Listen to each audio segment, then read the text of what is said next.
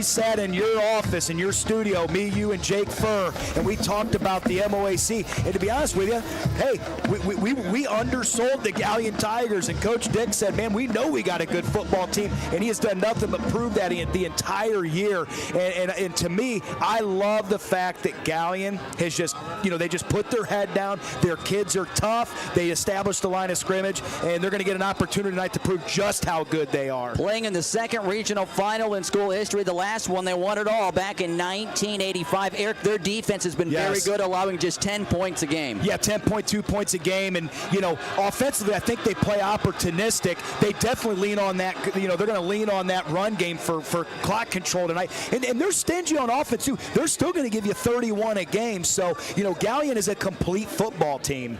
Well, Galion led by their quarterback Aiden Schmidt, who's thrown for better than 2,100 yards, 20 touchdowns, completing just under 59%. They are without their star wide receiver. Yes. He's injured, Jacob Chambers, but other guys, Kurt Hay, Kane Hay, Dominic Capretta, they got other guys, and Eric, you mentioned they got about 4 or 5 guys that'll run the football. Yeah, exactly. I was getting ready to go there because, Kuhlman will run the football as well, and I love watching him run 455 yards on the year. He's averaging 8 yards a touch. You got to love that. And then Braxton Stuckman, and of course Aiden Schmidt, the quarterback's coming in. So just between those 3 guys, they've got well over 1,200 yards, Aaron. And then let's talk about the receivers. Listen, you don't replace a Jacob Chambers. That kid's just a football playing Jesse. He's great on your defense. He was your explosive, he was equivalent to their Brady Bowman. You know what I mean? He was a great football player. Well, he's out, right? What did they do? All they've done is in this tournament is go out and win 2 games.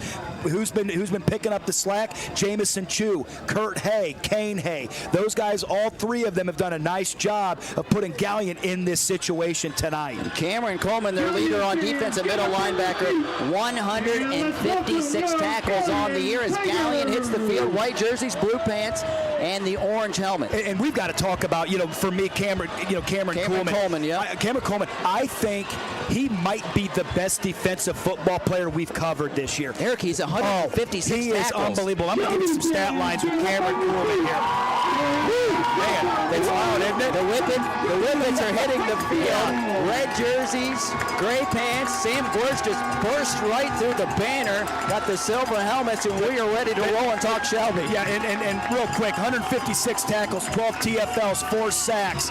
You're talking about a kid that's going to be all over this game and tasked with trying to slow down Braden DeVito. Well, let's talk Shelby. 7th-year head coach Rob Mahaney, 12-0, number 1 seed, got his 100th career win last week in their win over Lima Bath, 49-7, and it all starts with number 2, Braden DeVito, who has really had some kind of season. Yeah, and I tell you what, we put up here more explosive than nitroglycerin. That's what that offense is, averaging 46.2 a game. It's the best scoring defense as well in Richland County, 8.7 points a game. See, that's what people don't realize is you want to talk about that high-octane offense. Well, they don't give up a whole lot. How many points have they given up late in games where it was a JV game? By the way, Shelby, Eric, when you talk about their defense, has given up 37 total points in their last 8 games. Yeah, and listen, we're going to talk about this, but I'm going to go ahead and get it off right now. Get this stat out here. Braden DeVito, Mr. Football candidate. We're going to talk about him when they come out on offense a little bit. Listen to these numbers. 12,440 yards passing. Ready for this? 4,294 rushing yards for a combined 16,734 yards. Aaron, if you get the old school adding machine out and calculator, you go yards to miles, 9.5 miles worth of yards he's accounted for in his career. And oh, by the way, 4 touchdowns, I believe, Aaron, right? 4 touchdowns away from 200 total touchdowns. Braden DeVito with 60 touchdowns this season. Shelby averaging 46 a game. They've scored 30 or more in 13 straight games. Which leads the state. Number 1 in the state of Ohio. They've scored 20 or more in 25 straight, tied for second longest in the state of Ohio. And we've got to talk about, like I said, he's Batman. Let's talk about Robin. We got to talk about Brady Bowman. 70 catches, 1,457 yards, 21 touchdowns. One of the best receivers in the entire state of Ohio. You always hear me say this. He's quicker than 2 cats. He's unbelievably smooth. He's like a Norelco shave, man. When he catches that ball, he just slithers his way through. And I'm excited about this game. That Galion defense defense against that Shelby offense. And then, with losing a playmaker like Chambers in a game like this, I think Galion's recipe for success is to control the ground game, keep that Shelby offense off the field. By the way, Shelby led by Sam Gwurtz, who has 121 tackles, Defensive Player of the Year in the Northwest District. Braden DeVito, the Offensive Player of the Year in the Northwest District. And Coach Mahaney, one of 3 Coaches of the Year in the Northwest District, along with Napoleon and Bellevue. By the way, Bryce Sampson's been great on defense. Carter Kessler, Hunter Oney's playing great for Shelby as well, along with Michael Shepard. And we are ready to go. Shelby won the toss. They have deferred. Everett Harris has it teed up at the 40-yard line. Kick. It's going to be a squib down the field. We're underway. 30-yard line. The Galion player dove on it, lost it. There's a scramble for the ball on the far sideline. I think Galion has it. It'll be right around the 28-yard line. One of the Galion players tried to grab it. Rain is falling. Then there was a mad scramble for the football. The official says Galion got it right along the sideline. And the Tigers will have it 1st and 10 from their own 27-yard line. Erik, we will see Aiden Schmidt and the offense for the Galion Tigers first here tonight. Yeah, and here they go coming out. And, when you look at Galion, some of their keys to win in the football game is they've got to control the game on the ground, right? And they've got to keep that Shelby defense off the field. And excited to see what their game plan is coming in here for this second matchup. All right, first play of the ball game, 1st and 10 from their own 27. Back to pass, over the middle. Pass is going to be thrown, and it's going to be caught up the field. That is grabbed by Kurt Hay. He catches it across the 40 at the 42-yard line. That is a home and kitchen supply first down. A great throw from quarterback Aiden Schmidt on the first play from scrimmage. It goes for about 15 yards. And a nice first play tonight for the Galion offense. Yeah, Kurt Hay with 24 catches, 402. So nice play up the seam there against that Shelby D. 1st and 10, handoff right side. This is Braxton Stuckman. He'll burst out of a first tackle at the line of scrimmage, scored his way for a couple out near the 44-yard line, and Shelby will make the stop. It'll be a gain of about 2 yards. 11:20 to go, opening quarter. We are scoreless, just underway. Galion will have it 2nd down and about 8 yards to go from their own 44-yard line. Galion going a little tempo here, if nothing else, just to get up the line of scrimmage. See that Shelby defense. Shelby with that too high safety look right now, playing quarters or 2. 4 wide receivers. Schmidt back to pass. His scramble pressure is coming. He'll elude. He'll roll to the right. He'll throw it up the field and just throw it into the sideline, actually into the first row or 2nd row of the bleachers. It'll be incomplete. Carter Kessler was bringing the heat. Michael Shepard was back there. They brought the heat, and Aiden Schmidt has had to unload that baby. And that's one of the strengths of that Shelby defense, or those 2 defensive ends, man. They're going to come after you, and that's a great job by Schmidt there, preserving. He's outside the pocket. He just found Mom and said, here you go, I'm going to throw you a pass. It's like playing in the backyard. Way to preserve that. Now we got a 3rd and long, though, for Galion. 3rd down, 8 yards to go from their own 44-yard line. 10:56 to play, first quarter. Back to pass, right side thrown, caught. The receiver does not have the first down. Terrific coverage by Cole Dorsey on the far side of the field. It was caught there by Galion's Kurt Hay, but what defense by Cole Dorsey, made a great defensive play, Erik, to stop him. A gain of about 3. They'll have it 4th down and about 5. Yeah, all hands on the deck here. You want to run you're doing a punt safe return, and make sure you check the fake. Great job. That was covered 2 there, so he's reading that guy coming out in the flat there. It was Kurt Hay on the catch. Punt. And they will punt it away. Well, Galion, good punt. Brady Bowman back to the field. It broke out of a tackle at about the 7-yard line. Then Galion right there to take him down. Multiple guys flying up the field for Galion to make that stop. Good job there by Bowman to catch it. Guys were right in his face. He'll return it near the 10-yard line as the rain falls. We will see the Shelby Whippet offense for the first time tonight. 10:13 to play, first quarter. We are scoreless. Braden DeVito leading the offense out. Erik, let's talk about some keys for Shelby's offense. The keys aren't going to be, they're not real quiet here. I mean, we know what this looks like. Shelby's going to be so good. They got to slow down that Galion run game and then establish the run game at the line of scrimmage there, and just let 2 do his thing. And 2 is in the gun. Braden DeVito, he'll pull it down and run up the middle across the 10, boy. 15. DeVito to the 20, to the outside to the 30. Braden to the 40, midfield to the Galion 40, down the sideline, 30, 25, 20. DeVito knocked out of bounds at the 10-yard line. Braden DeVito on the first play from scrimmage for the Shelby Whippets. Darts about 80 yards down the sideline, and the Whippets have it first and goal at the Galion 10. Well, we came into this game saying that he was about 300 and some yards away from being Shelby's all-time leading rusher. He just knocked 80 off right there. Listen, he's the best player on the field. It's undisputable. He's a Mr. Football candidate. When the ball's in his hands, you hold your breath.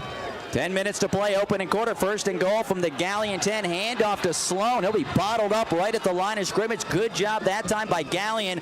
That was Dominic Capretta, the junior defensive lineman, taking him down. It'll be a short gain of about a half yard. They're just inside the 10, near the 9, inside that Shakely Mechanical red zone. When things heat up at your house, keep you cool. And call the great people at Shakely Mechanical, plumbing, heating, and cooling in Ashland. They'll take care of you. Yeah, great job there by Galion's defense to respond. Got yourself a second and goal, hanging out around the 9-yard line. Listen, that call was as much to give Braden DeVito a break after that 80-yard run as it was anything else. 9:29 to go, scoreless first quarter. Two wide receivers, one each way. DeVito will fake the handoff, keep it himself to the 5. DeVito driving the legs inside the 5 and down near the 2-yard line. DeVito with about a 7-yard run. It'll be third down and goal Shelby at Galion's 2-yard line. 9:06 to go, first quarter. We are scoreless against Shelby. Will have it third down goal from the Galion 2-yard line. Yeah, a little gap there, a little power counter coming back. You're pulling your H, Shepard around. You get old Big Garrett, number 70, going through there. And listen, you just tell your guys, first opposite color, third and goal from the 2 here for the Whippets. 8:45 to play. Ooh, look at that. Yeah, they lined up one, but now they'll slide out of that. DeVito will take the snap. Penalty marker will fly. Hang on, a false start on Shelby. The Whippets, third and goal from the 2, had guys moving around. There was everybody not set. Yeah, not everybody was set. We'll see it here. Watch. Remember, after they do that shift, everybody's got to sit a full count. I didn't see that. I'll tell you what, it looked like a full count to me. It looked like a full count to me, too. I'd like to know who he called that because I didn't see anybody move, but nonetheless, Shelby's backing up 5. You would probably think in this situation, Shelby can't kick, but a lot of it's going to be predicated on what do they get on this third down and goal from the 7-yard line here. Something tells me 2's going to be deciding it. And listen, this is the point in time in the game you're going to start seeing Coach Halbert and Coach Mahaney, a lot of those gadget plays. All right, Shelby, third and goal from Galion, 7-yard line. Scoreless, opening quarter, 8:19 to play. DeVito in the gun, 3 wide receivers left. Bowman in motion. They'll fake the handoff, throw it left side. Bowman caught it at the 10, bounces to the outside. Bowman will dart into the end zone. It's a 7-yard touchdown throw and catch. DeVito, Bowman bounces it to the outside, and the Whippets score on the opening drive. Touchdown number 22 for Brady Bowman. Kid's an absolute stud. Did you see the speed on the edge? Look here on the edge. The 2 receivers outside. Watch that. Boom. First block. Second block out wide. That play is only made if Lambert and Shepard get the blocks. That's unselfish football. That's what you preach to your kids. And Galion up against it early because we said this. Galion has to control the clock and they have to control the line of scrimmage. Well, Shelby came out and put their imprint and their DNA all over this game on that first drive. What did we say? Limit big plays. Well, when 2's on the field, that's hard to do. And here's the extra point presented by Mill Iron Auto Parts. Stop by, you'll get top dollar for your used vehicle. Mill Iron supporting local high school athletics. Extra point by Everett Harris on the way. It is good. We'll step aside back in a minute. 8:08 to play, opening quarter. Shelby 7, Galion nothing. You're listening to high school football on WMAN in the OH Report.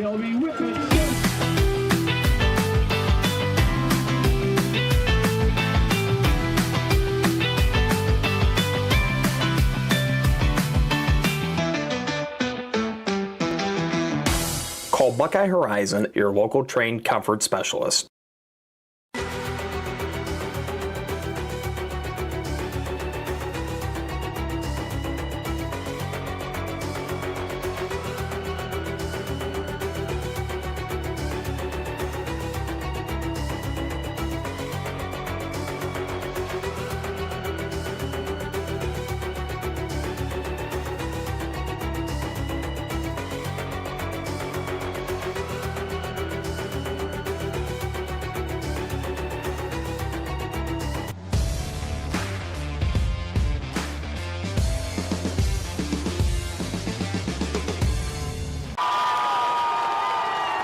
Back to Arlin Field, we have the kickoff, and Galion is not able to grab the kickoff, and Shelby jumps on the football. It was right around the 31-yard line, hit the Galion return man in the hands, and it was Cole Dorsey sprinting down the field. He jumps on the football, and Shelby will have it at Galion's 28-yard line. Actually, make it the Galion 27-yard line after they just scored. Well, and that ball's slippery, right? You know, hey, we've talked about this before. A little Bon Jovi, slippery when wet, baby. That ball goes right off his hands, and Cole Dorsey having a great game so far, making a big tackle on the third down, getting this fumble recovery. And here we go, number 2, Braden DeVito back on the field. 8:05 to play, first quarter, 7-0 Shelby. DeVito back to pass, pressure coming. He'll throw it up the field. Good job by Galion. They brought the heat. He'll just heave it out of bounds, and it was that time for Galion. It was Sam Evans who threw it up the field. Actually, Sam Evans was chasing DeVito up the field, and DeVito just had to throw it out of bounds. It's incomplete. Great job by Galion. What you're talking about here, if you're Coach Dick and that defensive staff, is listen, sudden change. Because you don't want to lose this game in the first 5 to 7 minutes. So you just need to get your defense to settle down, make plays. And listen, defensively, Coach Dick is notorious in his defense for mixing up their coverage. 2nd down and 10 from Galion's 27. Pass left side, Bowman catches it outside. Bowman down the sideline, 20, 10, and knocked out of bounds inside the 10, down near the 7-yard line. Brady Bowman has some serious speed. He caught that ball, got to the outside, and nearly took it to the end zone. Yeah, I interviewed Coach Mahaney this week, and he said the problem with the first time they played Galion week 4 is everybody they played, their offenses were playing in a 10-yard box. It was all ground and pound. He said we didn't know how they were going to line up defensively. He said now we have an entire season worth of game film to see how they're going to play. He said we feel like we can get Brady Bowman in advantageous situations to make us successful, and it's worked so far. Listen, you can tell Coach Mahaney and Coach Halbert, man, they've been in the lab this week getting Bowman ready. 7:51 to play, first quarter, 7-0 Shelby. First and goal from Galion's 8. DeVito back to pass, rolling to the near side. DeVito into the end zone. He'll fire it. Nobody is there, and he'll just throw it into the back corner of the end zone. Incomplete. I don't know if he thought Michael Shepard was going to work up the field, but it was incomplete, and the Whippets will have it 2nd down and goal from Galion's 8-yard line. 7-0 Shelby, 7:44 to play, first quarter. High school football on WMAN, driven by the Buckeye Superstore. State Route 39 in Shelby, home of the Low Payment Kings, BuckeyeSuperstore.com. And here's the thing, great job by Coach Dick and that defensive staff right there. They're going to continue to dial up blitzes and pressures, and you don't know where they're coming from. And Shelby's offensive line has to do a great job of communicating fronts and potential blitzes, because they're going to bring an extra guy every time. They do not want Braden DeVito comfortable back there. 3 wide receivers to the right. DeVito in the gun, 2nd and goal from Galion's 8. The ball's going to slip out of the hand of DeVito. He went to throw the football. He slipped. The ball fell. He picks it up, and then he's tackled back at around the 14-yard line. Yeah, and he slipped it there, and he had what he wanted. Bowman was definitely open, but great job on the play there. That was Cale Early. Yeah, Cale Early doing a nice job. The junior 5'10", 180-pound backer there coming in and making that play, creating a 3rd and 15 from the goal. And Bowman just, that's where the weather affects, I was going to say, that's the rain, because DeVito was getting ready to throw the ball. It slipped out of his hand. I'll be honest, he's lucky it bounced right back to him. Oh, no doubt about it. He got a very fortuitous bounce. 3rd and goal from the 15-yard line of Galion. DeVito spin around, throw it into the end zone. Oh, nearly caught. Shepard headed at the goal line, got hit, and the ball came loose, and it's incomplete. It looked like Shepard was going to grab it right at the goal line and go into the end zone. DeVito lofted it perfectly, but it was a hit by Galion there in the end zone. Good job there by Jamison Glue, able to just jar it loose. Yeah, Glue putting the shoulder pad right in the middle of the back, popping that thing loose. You know, little coaching point here. I'd like to see a little bit more on that. I thought there was too much air. I'd like to see a little bit more of a harder throw on that. Well, Everett Harris, a 32-yard field goal attempt. The snap, the kick is on the way, and that kick is no good. Wide left. So Galion, great job by that Galion defense, is able to hold. And I'll tell you what, it looked like one of the Galion players almost jumped before that ball was snapped. And then you can see on the OH report camera, Eric, that rain coming down pretty good. Here at Arlin Field, we see umbrellas and rain gear at 7-0 Shelby. Plenty of leg, just missed it to the right. He pushed it. Yeah, just to the right, you got it. You know, Forrest Gump told us about this kind of rain. It's big drop rain, you know what I mean? And right now it's affecting that ball. And, hey, great job. You lose it on the kickoff, fumble, and then that defense bows that neck and doesn't give it up. Great job by the Tigers. That's a big stop for Galion. Handoff, good job. They'll blow it up in the backfield, and the Galion running back will go down for a several-yard loss. The guy that blew it up was Big Hunter Oney, number 79. He didn't get the tackle, but Oney blew that play up, and they'll take the back down right around the 16, 17-yard line. Yeah, that's going to be about a 3-4-yard loss there. Hunter Oney plays in that defense. He plays that 2-eye, so he's on the inside shoulder of that guard. And listen, I've always said this. You either have to command a double team or you're not playing that correctly. He just split that thing and got himself right in. That was a great job by big old Hunter Oney. Second down, 13 Galion from their own 17-yard line. 6:11 to go. Opening quarter, 7-0 Shelby. Galion handoff, right side. Stuckman bounces it outside. He'll be grabbed and tackled at around the 22-yard line. Good job by Shelby. That was Landon Foltz coming up from the secondary to help be involved in that stop. They'll put it down at about the 21-yard line. So it will be third down at about 9. Bryce Samsel also involved in that stop for the Whippets. And this is where Shelby wants to put Galion in a 3rd and long. Yes, because this is where your defensive ends can just bow back and go, and it's a sprint to the quarterback with Shepard and Kessler. Great job there by Galion, though, at least getting it back onto the plus side of the chains, making this a 3rd and 9. But if you're, Aiden Schmidt here, you realize I don't have all day back here. 3rd and 9 from their own 21. Back to pass, pressure coming. He'll be grabbed and taken down at the 21-yard line. Terrific play. The guy that got him was Kyler Williams. They'll take him down right at around the 21-yard line. Carter Kessler was there as well. And Galion loses about a half a yard. It'll be 4th down and about 9 yards to go. And Galion will have to punt the football away. Terrific job by the Whippet defense. 5:02 to go here in quarter number 1. 7-0 Shelby. Regional championship game, and Galion will put it away. Tell you what, that's a great punter, man. That is the punter. That's the quarterback, Aiden Schmidt. He'll boot it away. It'll sail to the Whippet 36-yard line, and Brady Bowman will kind of slide down and take that catch. Went down to his knees with a fair catch just across the 35-yard line. I think they're going to put it right on the 35-yard line. After the game, we'll hand out that Spitzer Motors Game Changer, whose hustle, whose effort changes tonight's game for his team. You'll get a T-shirt thanks to the great people at Spitzer Motors, West 4th Street in Ontario. Aiden Schmidt's got a missile on that foot, buddy. Looked like Reggie Roby out there. Did you see that ball pop off his foot? Holy smokes. Right into the ring. I mean, that's a real-life punt right there. That's no messing around. Shelby 1st and 10, football at their own 35-yard line, up 7-0. DeVito back to pass. A rainbow left side. Bowman, 35-40, gets a block, and he'll be taken out of bounds on the far side of the field. Up to make that stop for Galion. Trying to see on the far side of the field. I'll tell you what, that was a rainbow. Good pressure there. Sam Evans. It was Sam Evans on the stop there. They'll give him progress across the 40 and out near the 43-yard line. So that's an 8-yard gain, and they're just trying to get Bowman the ball as many ways as they can. 4:42 to go, first quarter. Shelby 7, Galion nothing. Whippets, 2nd down 2. From their own 43-yard line, 3 wide receivers. DeVito in the gun. Shepard will slide out to the right and set up on the right side as a tight end. DeVito will bring a man in motion. It's Bowman. He'll clap the hands. Here comes the blitz from Galion. DeVito lost it again. He'll pick it up, then he'll throw it. It's going to be incomplete. DeVito took a hit.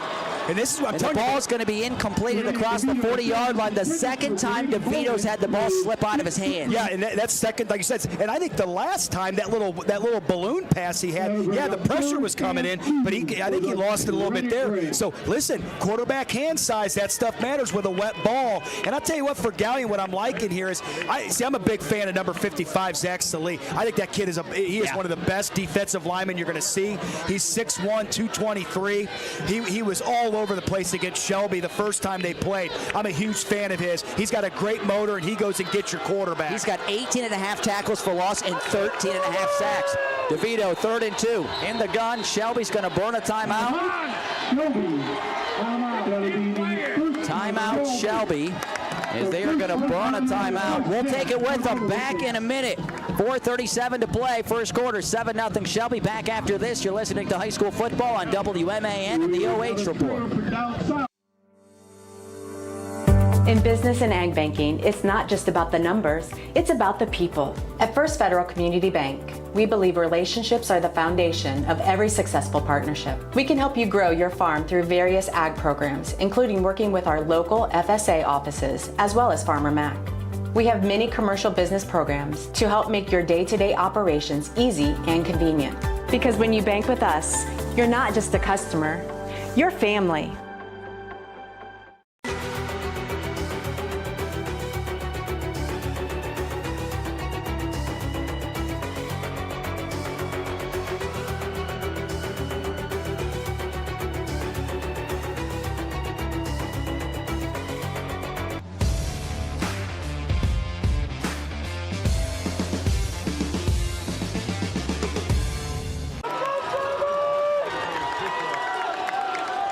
Back at Arlin Field in Mansfield, third down.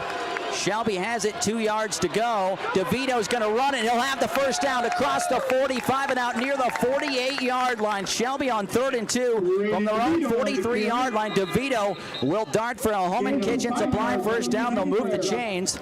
Oh, man, my guy. I believe one of the Galion players injured on that play. He's able to get. My guy. Is that Zach Salee? Yeah, it's my guy, man. I love that guy. Hopefully he'll be able to walk that off here. Looks like a little bit of an ankle. They're going to set him down, which is the right move here.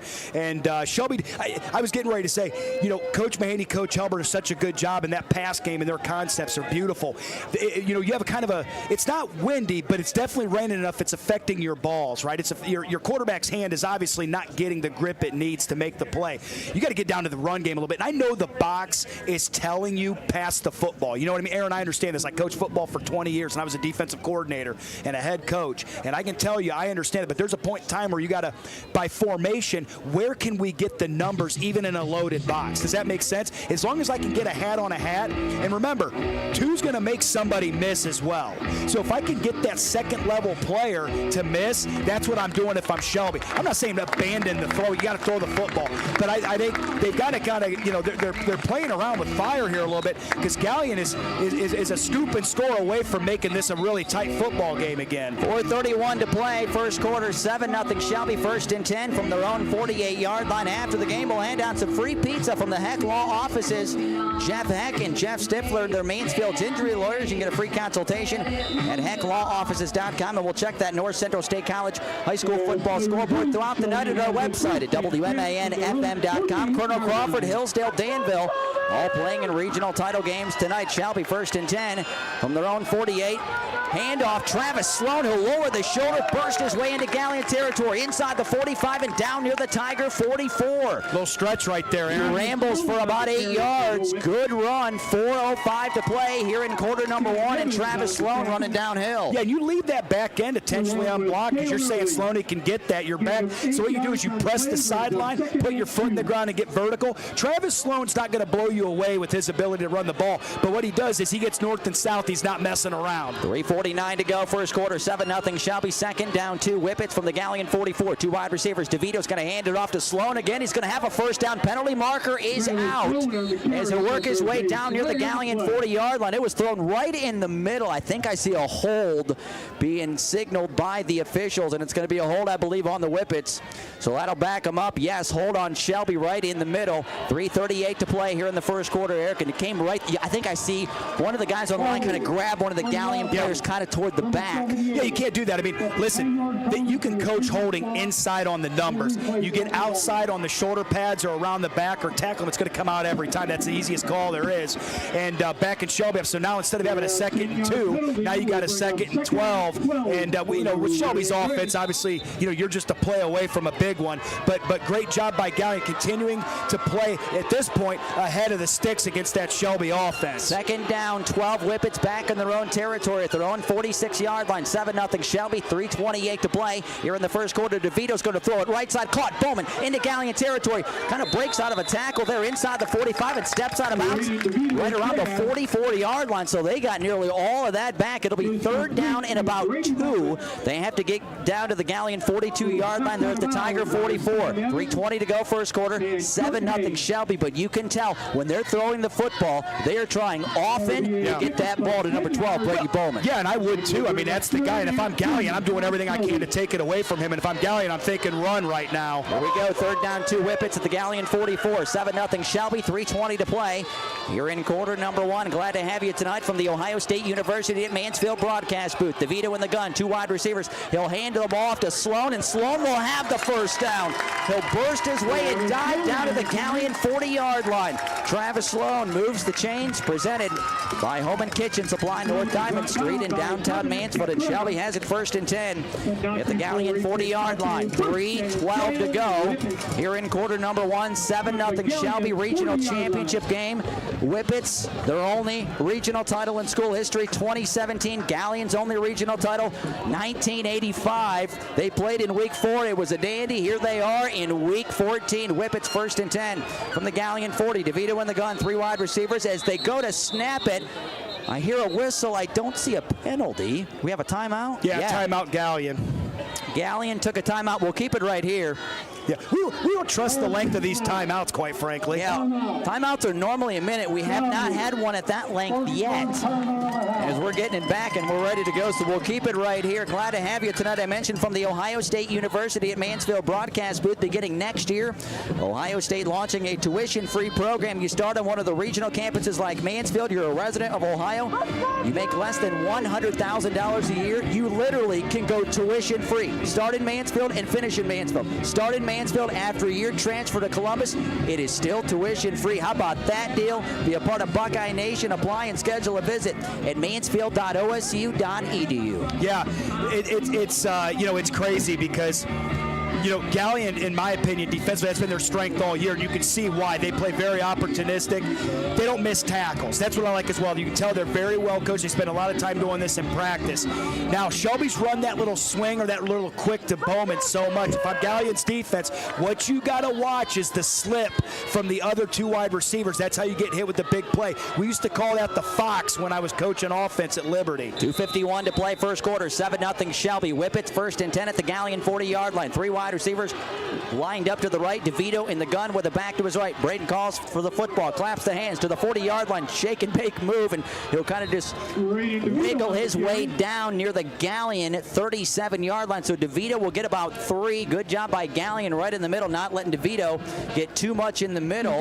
As we've noticed early with that rain falling, DeVito a couple times dropping back. He's gone to throw the football. It's just slipped out of his hands. I know the officials try to dry that football as much as they can, but continual rain falling. And that's one of those things, like, you're checking, like if you normally check 5 or 6 or 7, but you're going to check like 15. You probably have a set of balls that you haven't even put out here yet because you're going to bring them out after half. All right, here we go. 2:10 to go, first quarter. 7-0 Shelby. 2nd and 7 from the Galion 37-yard line. 4 wide receivers, 3 to the right. DeVito in the gun, to back to his left. Braden calls for the football, claps the hands, back to pass, loads up, looking, fires one down the field. He's got Caden Paws, but he throws it too far out of bounds as it was down the right sideline. Caden Paws went out of bounds at around the 2-yard line as DeVito's pass kind of sailed to the right, incomplete. It'll bring up 3rd down and 7 Shelby from Galion's 37-yard line. And Erik, not much wind, but it looked like that one just kind of faded toward the sideline out of bounds. That was a throwaway as much as anything else. I'm almost surprised he didn't kind of hold it for another count or 2, see if he couldn't kind of manipulate a scramble drill. And once again, Galion's defense continuing to be on point here. Shelby behind the sticks here at a 3rd and 7, so we'll see what they have. And Shelby has owned the time of possession and owned the field position and still only have 7 points to show for it. 7-0 Whippets, 1:56 to go here in the first quarter. 3rd down and 7. Is Galion going to burn another timeout or Coach, Shelby? And that's Shelby's 2nd timeout. That's what I'm saying. Like, in the first half, it shouldn't kill you too much, but you just want to be a little better with your timeouts and game management situation. You'd like to not burn those timeouts so early. Now, because this is a 3rd and 7, you want to make sure that everybody's on the same page. But this is a big play in the game because Shelby's continued. Like I said, they've been on this Galion side of the field. They've been in that plus territory so much, and they've only got 7 points to show for it. So Galion's defense just looking for one more play, one more stop, so they can get the ball back. And like I said, we knew coming in that Galion's defense was going to be, they were going to be up to this task. And so far, other than the really, really long run, that 80-yard run to start the game by Braden DeVito, they've been up to the task. Winner of this game plays the winner of Valley View and Indian Hill, and right now Valley View leading 14-6 first quarter with 4:50 to play. in that would be Region 16, I believe, Region 16 Regional Championship game. We'll check the other scores at our website. Also, girls basketball starting across the area as well. On this football Friday night, week 14, Whippets out of the timeout. 1:56 to go. First quarter up 7-0. 3rd and 7 from Galion's 37. 3 wide receivers, 2 to the left. DeVito's going to throw it up the field. Wide open. He's got Travis Sloan, and he's going to take it into the end zone. DeVito, he drew in the defense, and he just lobbed it to Travis Sloan, who will go into the end zone from 37 yards out, and Shelby leads by 2 scores. Hence the timeout by Coach Mahady. He wanted to make sure his Ducks were perfectly called. Great job. DeVito sells it. You see the 2 guards pull, looking like quarterback power. And this is what I'm saying. Coach Helbert, Coach Mahady, they're the 2 best offensive minds in the area. They do a great job of scheming up. And, you get those 2 in a lab, and they start putting the elixirs together, and you get stuff like that. Tell you what, Braden DeVito sold that baby like he was going to run it, pulls up and lobs the football. 37-yard touchdown throw and catch. And the extra point is on the way in just a moment. Presented by Mill Iron Auto Parts. Stop by, you'll see top dollar for your used vehicle. Mill Irons supporting local high school athletics. Here we go. Everett Harris on for the point after. Gortz will hold. Kick is on the way, and that kick, just like Mill Iron Auto Parts, is good. And we'll step aside. 1:49 to go, first quarter. Shelby 14, Galion nothing. Back in a minute. You're listening to high school football on WMAN and the OH Report.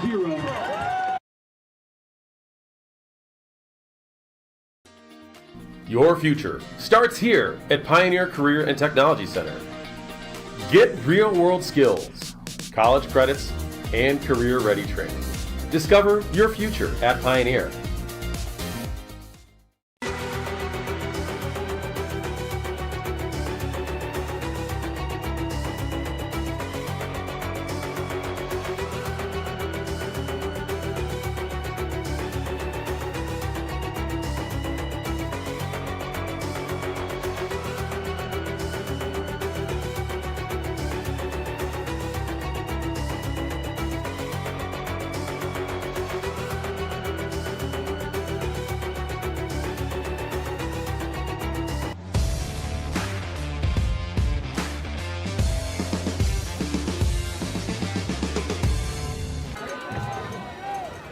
Welcome back to Arlin Field in Mansfield. 14-0 Shelby kickoff. Galion will field it up the field. I think that's Kurt Hay.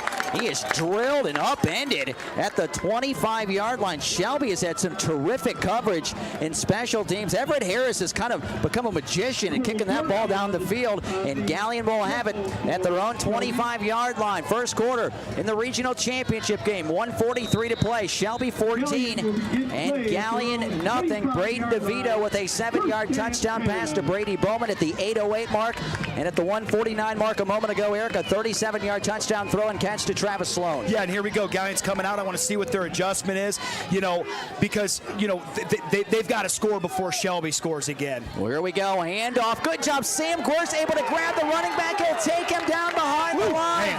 Back at around the 22 like a heat-seeking missile.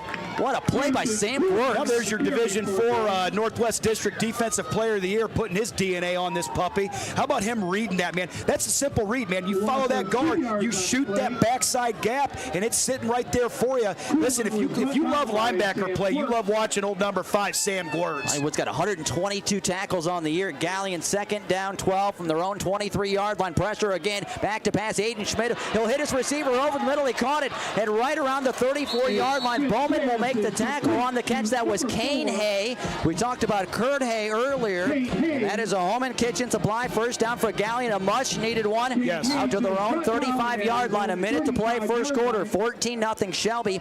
And Galion will head to the line of scrimmage. Yeah, and 50 under a minute left, and that's Galion's second first down. They've only had 9 plays in the first quarter. 4 wide receivers, 2 each way. Quarterback Aiden Schmidt is in the gun with a back to his left on 1st and 10 from their their own 35. He'll pull it down right side. Grab from behind by Carter Kessler. He will get about 3 yards up the field out near the 39-yard line. Clock running with 35 seconds to play here in the first quarter. 14-0 Shelby. Galion can run another play. One would think they would try to run another play, being down a couple of scores. We'll see. They don't seem to be in too big of a hurry right now.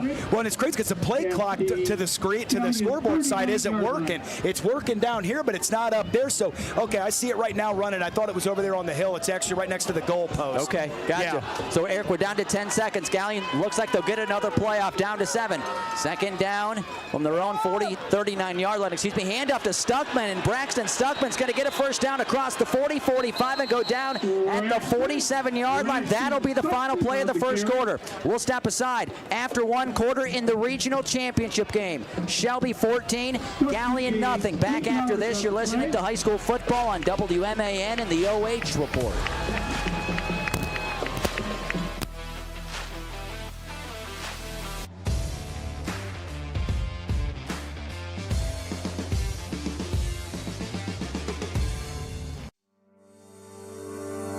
In business and ag banking, it's not just about the numbers, it's about the people. At First Federal Community Bank, we believe relationships are the foundation of every successful partnership. We can help you grow your farm through various ag programs, including working with our local FSA offices, as well as Farmer Mac.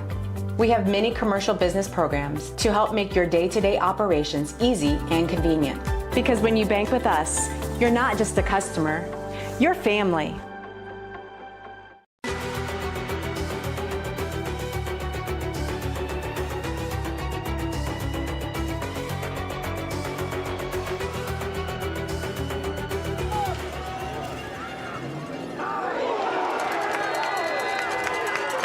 As we welcome you back to Arlin Field, and again, they're not waiting a minute on the media timeouts over the middle of the pass. It's going to be caught, or was that dropped? No, it was caught. Okay, it was caught, and it was Sam Gorge. Sam Gorge just drilled the wide receiver right as we came back live to action. Sam Gorge has been all over the field. Yeah, listen, you talk to your receivers and quarterbacks about this. When you're playing a zone, you don't just keep working because someone's going to be waiting on the other end for that to lay you out. Quarterback can't throw you into a hit. The receiver needs to sit in the hole and just show us numbers. That was a 1-yard catch, by the way, for Galion. Second down and 9 near midfield. They'll hand the football off, and not a lot of room to run. Line of scrimmage was the 47-yard line. It's Braxton Stuckman who changed jersey numbers from number 5 to number 27. He'll get about a yard out near the 49-yard line. So Galion has it third down and about 8 yards to go from their own 49-yard line. 11 minutes to go. Second quarter. Shelby 14 and Galion nothing, and a big third down for the Galion Tigers. They have 3 wide receivers, make it 4, 2 each way. Quarterback Aiden Schmidt is in the gun with a back to his right. Yeah, Shelby playing 2 deep, man under. Schmidt back to pass. He'll throw it left side. He'll throw it up there. It's going to be caught. Grabbed by Hay. The football he did. Oh, they're saying he's down. They're saying he's down. He was down. Yeah, they're saying he's down. It was caught by Kane Hay at around the 35-yard line. We're going to grab the replay from the OH report. He caught it. He spun up the field. Boy, that ball was out. Oh, that was close. I think it might have been out. I couldn't tell if his forearm hit the ground and the ball shot out. Boy, that was very, close. very close. The official was a lot closer than we are, but you can kind of see it right here. Hit the turf and he's not down. I think Galion caught a break there. That was close. Galion caught a break there. They'll take it down 14-0. First and 10 from Shelby's 35-yard line, their deepest drive of the night. 10-13 to go, second quarter. Galion will hand the football. Stuckman left side, nowhere to go. The teeth of that Whippet defense, somebody's helmet came off. Oh, big old 27. It was Stuckman. He's going to have no gain right at the line of scrimmage. Shelby met him there in numbers. Trying to see who was the first guy. But I'll tell you what, there's just so many jerseys at the bottom of that pile. I see Kyler Williams among others. Helmet came off, so Stuckman's going to have to go out for a play. Galion will have it second down 10. Shelby's 35-yard line. 10 minutes to play until halftime. 14-0 Shelby. Galion in the gun. Quarterback Aiden Schmidt, 2 wide receivers to the right. He's got a running back to his right. He'll call for the football. He'll hand it left side. He'll try to string it to the outside, and Shelby there in numbers to shove him into the sideline. Good job by the Whippets, and I'll tell you what, they lost a yard, Eric. Yeah, they lost a yard. And listen, that's hard to run a jet sweep into the sideline. You know, I know the numbers dictate that, but I've never liked that play because you're going to run out of real estate. Your 12th defender's that sideline. Tell you what, Shelby did a good job on that far side to usher him out of bounds. It's going to be a 2-yard loss back to the 37-yard line. 3rd down and 12, Galion. Football at the Shelby 37-yard line. 14-0 Whippets, 9:45 to go until halftime. Quarterback Aiden Schmidt back to pass. He'll throw it. No, he threw it to himself. Now he throws it left side again. And I'll tell you what, he threw that ball to himself. The penalty marker comes out. That could be a roughing the passer. We'll see. As he threw it, he caught it himself. Then he threw it up the field. It was caught by the receiver. He was tackled at around the 40-yard line. A penalty marker comes out from behind the play, and we'll sort this out. Well, I tell you what, Coach Matt, yeah. It is. It's going to be a roughing the passer. Because he threw it, and then he caught it himself, and then he went to throw it again, and then he got hit. I was looking up the field. Yeah, I don't know how you can do that. Oh, okay, they're right. Yes, okay, intentional ground. Okay. I was going to say, you can't throw it to yourself. Well, it almost looked like he gave the intentional grounding, but yeah, that's the right call there. Okay. I thought he was saying roughing the passer at first, but that is not the call. You can't throw it twice is what he's saying. That's what I thought. He threw it and he caught it himself, and he threw it again. Right, that's why I said you can't be roughing the passer if you're hitting him on the second throw. I'm glad I got the expert in the booth. Well, they did a good job of explaining. A good job by the officiating crew. And that's going to bring up a 4th down and forever. 4th and 17 for Galion. That'll move the football back. Erik to midfield. 9:30 to go. Second quarter. Shelby 14, Galion nothing. Well, I mean, for Galion to get this first down, they're going to have to, they're going to have to go to the radio station. And the radio station is a very short drive. Yes, that's right. But it's, as you mentioned, Galion. Do we have a timeout, or is this an officials timeout? The officials are huddling. I'm not sure. Is this an officials timeout, I believe? I don't know. 9 minutes and 37 seconds. Oh, they're checking the time. Okay, so it's 9:37. They're adding time back on, so it was an official's timeout. They're going to add 7 seconds back to the clock. So 9:37 to play. Now listen, if second quarter, 14-0 Shelby. Galion now has it. Erik, remember, that's a loss at down, so it's 4th down and 17. They're going to have to punt the football. Yeah, and if you're Brady Bowman here, your heels are on the 10. If it goes past you, let it go. If it's in front of you, you want to field it. We know this. Aiden Schmidt's got a missile on that foot. He can get to the end zone. Well, Brady Bowman standing at his own 10-yard line. Aiden Schmidt to boot it away. High snap. He'll grab it. Pressure coming. He'll boot it away. It'll sail. The Whippets are going to let it hit, and it'll take a Galion hop and keep rolling inside the 5 and roll dead just inside the 5-yard line. Aiden Schmidt with a terrific punt, and Galion's defense will have Shelby backed up inside their own 5-yard line at the 4. We're glad to have you tonight with 9:24 to go, second quarter. Shelby leading Galion 14-0 here in the regional championship game, where high school football on WMAN is driven by the Buckeye Superstore. State Route 39 in Shelby, home of the low payment kings, BuckeyeSuperstore.com. Braden DeVito will lead the offense back to the line of scrimmage. Erik, he has 2 touchdown passes in the first half. Both came in the opening quarter. One to Bowman, one to Sloan, and he'll have it about 96 yards away from his end zone. He's standing right now in the end zone. Braden DeVito in the gun. 2 wide receivers left. 1 wide to the right. He's got 2 backs slid out to the right side of the line. DeVito in the gun calling for the football. Everybody set at the line. He'll now bring Bowman in motion. Braden will fake the pitch. He'll run it out across the 5. DeVito across the 10 and tackled. And right around the 14-yard line, Braden DeVito with a nice run up the middle. And he's got just enough 10 yards. A Holman Kitchen Supply first down. And he does a terrific job of running between the tackles. Yeah, he's got 6 rushes for 98 yards. That's so not bad. Not bad. Yeah, he's having an okay game, I guess, here so far. Having a DeVito night. Right, and here's the thing, man. You got having a mobile quarterback is like an offensive coordinator's best friend, man. 9 minutes to go until halftime. Shelby 14, Galion nothing. Whippets 1st and 10 from their own 14-yard line. 4 wide receivers, 3 to the right. DeVito in the gun, back to his right. Braden calls for the football, claps the hands, back to pass. Pressure coming, sidestepping, loads up, going to fire one up the field. He's got Caden Paws, and that ball is nearly intercepted, knocked loose by Galion. And right around the Tiger 34-yard line, DeVito had pressure coming. He threw a rainbow of pass in the rain and nearly came down to Caden Paws, but good job by Galion. They had double team coverage. Yeah, by the time he threw that ball on the 5-yard line. I mean, that ball, that's a 65-yard throw, Aaron, or 55 anyways. That was Kurt Hay that came over the top and knocked it away. Terrific by the Galion defensive back. Great job. And what I like about that is that's what you want to do when you're playing that cover one. So you have the safety over top. You can't let anybody get deeper than you on the field. That's a great job by the secondary of the Tigers. 14-0 Shelby. Second down. Hang on as they go to snap the football. Somebody moved, I believe, on the Whippets. Yes, so Shelby will be backed up. Not what you want to do. Deep in your own end. False start. Offense, number 32. All right, so that was the running back, Baker. Well, I think they had their pick there because I think the right tackle jumped. I think Baker jumped, half the team jumped, so they weren't in sync there. So now you're looking at a 2nd and 15. But listen, Galion, once again, this is the kind of field position you want. Keep them down here, right? You're still in this game. It's only 14 points, but you need to score again before Shelby does. Well, here we go. 8:42 to go, second quarter. 14-0 Shelby. Whippets now after the penalty. 2nd and 15 from their own 9-yard line.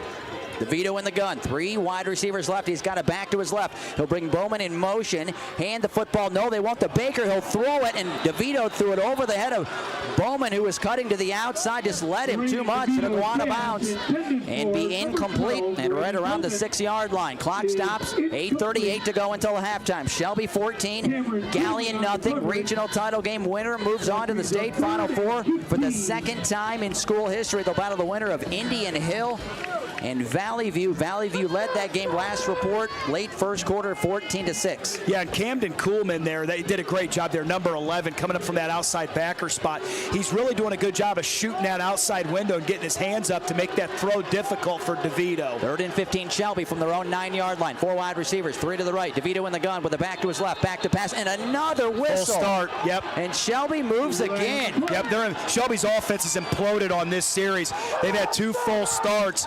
And to me, it's the tackles. Both tackles are like getting out of there too quick, and you know why? Because they realize in a 3rd and long, those ends are peeling those ears back, and they're coming. You're trying to get in your kickstand as quick as possible. Shelby, you got to be careful here because now you have the football just inside your own 5-yard line. You're running a screen. You're going to run. To be honest with you, what I'm doing is I'm giving DeVito some type of a run pass or just running QB power, something like that. Well, they're not on the same page. Caden Pauls almost came off the field. Now back on. Shelby 3rd and 20 from their own 40-yard line. 8:36 to go, second quarter, 14-0 Shelby. DeVito in the end zone. He'll snap it, he'll run it, he'll be hit at about the 40-yard line and go down there. Terrific play by Galion. They had multiple guys fly in and take DeVito down, and right around the line of scrimmage, there was nowhere to go. The first guy to come up and greet him for Galion was Trevor Shifley, the senior linebacker, and Galion, thanks to several Shelby penalties as well, will have the Whippets punt the football, and Michael Shepard is standing about 9 yards deep in his own end zone. Galion will have, they look to have their best field position to start the drive of the night. 8 minutes to go until halftime. 14-0 Shelby. Whippets, and we're going to have another penalty? Yeah, I don't know. Well, they're counting. Does Galion have too many on the field? They might. That's going to be 12 men on the field. That's going to move him at least 5 yards out. I'll tell you what, that allows Michael Shepard to not be standing with his heels on the end line at the back of the end zone. It's not a ton of yards, but you'll take 5 yards. You'll take that 5. That 5's huge. The difference of you being, kind of in the middle of the end zone versus I better catch this ball and I can't step back, that's huge. Now, if you're Galion, you can't have that, man. Like, be organized, know your special teams here. You do this stuff all week. You work on, substitutions there. You just can't have it. Kane Hay back deep. Shepard will boot it away with the rain falling. He'll call for the fair catch, and he'll fall on it. And right around Shelby's 43-yard line, and Galion will have their best starting field position of the night. Again, it's Shelby's 43-yard line. 7:40 to go until halftime. Shelby on top of Galion, 14-0 here in the regional championship game. Glad to have you tonight. WMAN teaming up with our friends at the OH Report. Flying the plane to our left. We're in the good hands of Adam Thompson tonight. Oh yeah. Hey, listen, he's the he's the OH GOAT, man. I've been telling Brian for years, whatever you're paying him, at least double it, if not triple it. Especially Adam. Adam tomorrow is going to be essentially producing 5 girls basketball games tomorrow. So at one time, how's that work? Yeah, Brian, enjoy your and happy birthday as well to Jory. Turning 40. All right, so here we go. Galion will have it 1st and 10 at Shelby's 43-yard line. 14-0 Whippets, 7:40 to go until halftime. We're going to have a timeout. We'll take this timeout and be back. You're listening to High School Football on WMAN and the OH Report. Since 1974, Simonson has helped their clients stay on target to meet the goals and deadlines for their projects. From concept to completion, Simonson can design a plan and build a path for success. Let Simonson Construction turn that vision into a reality.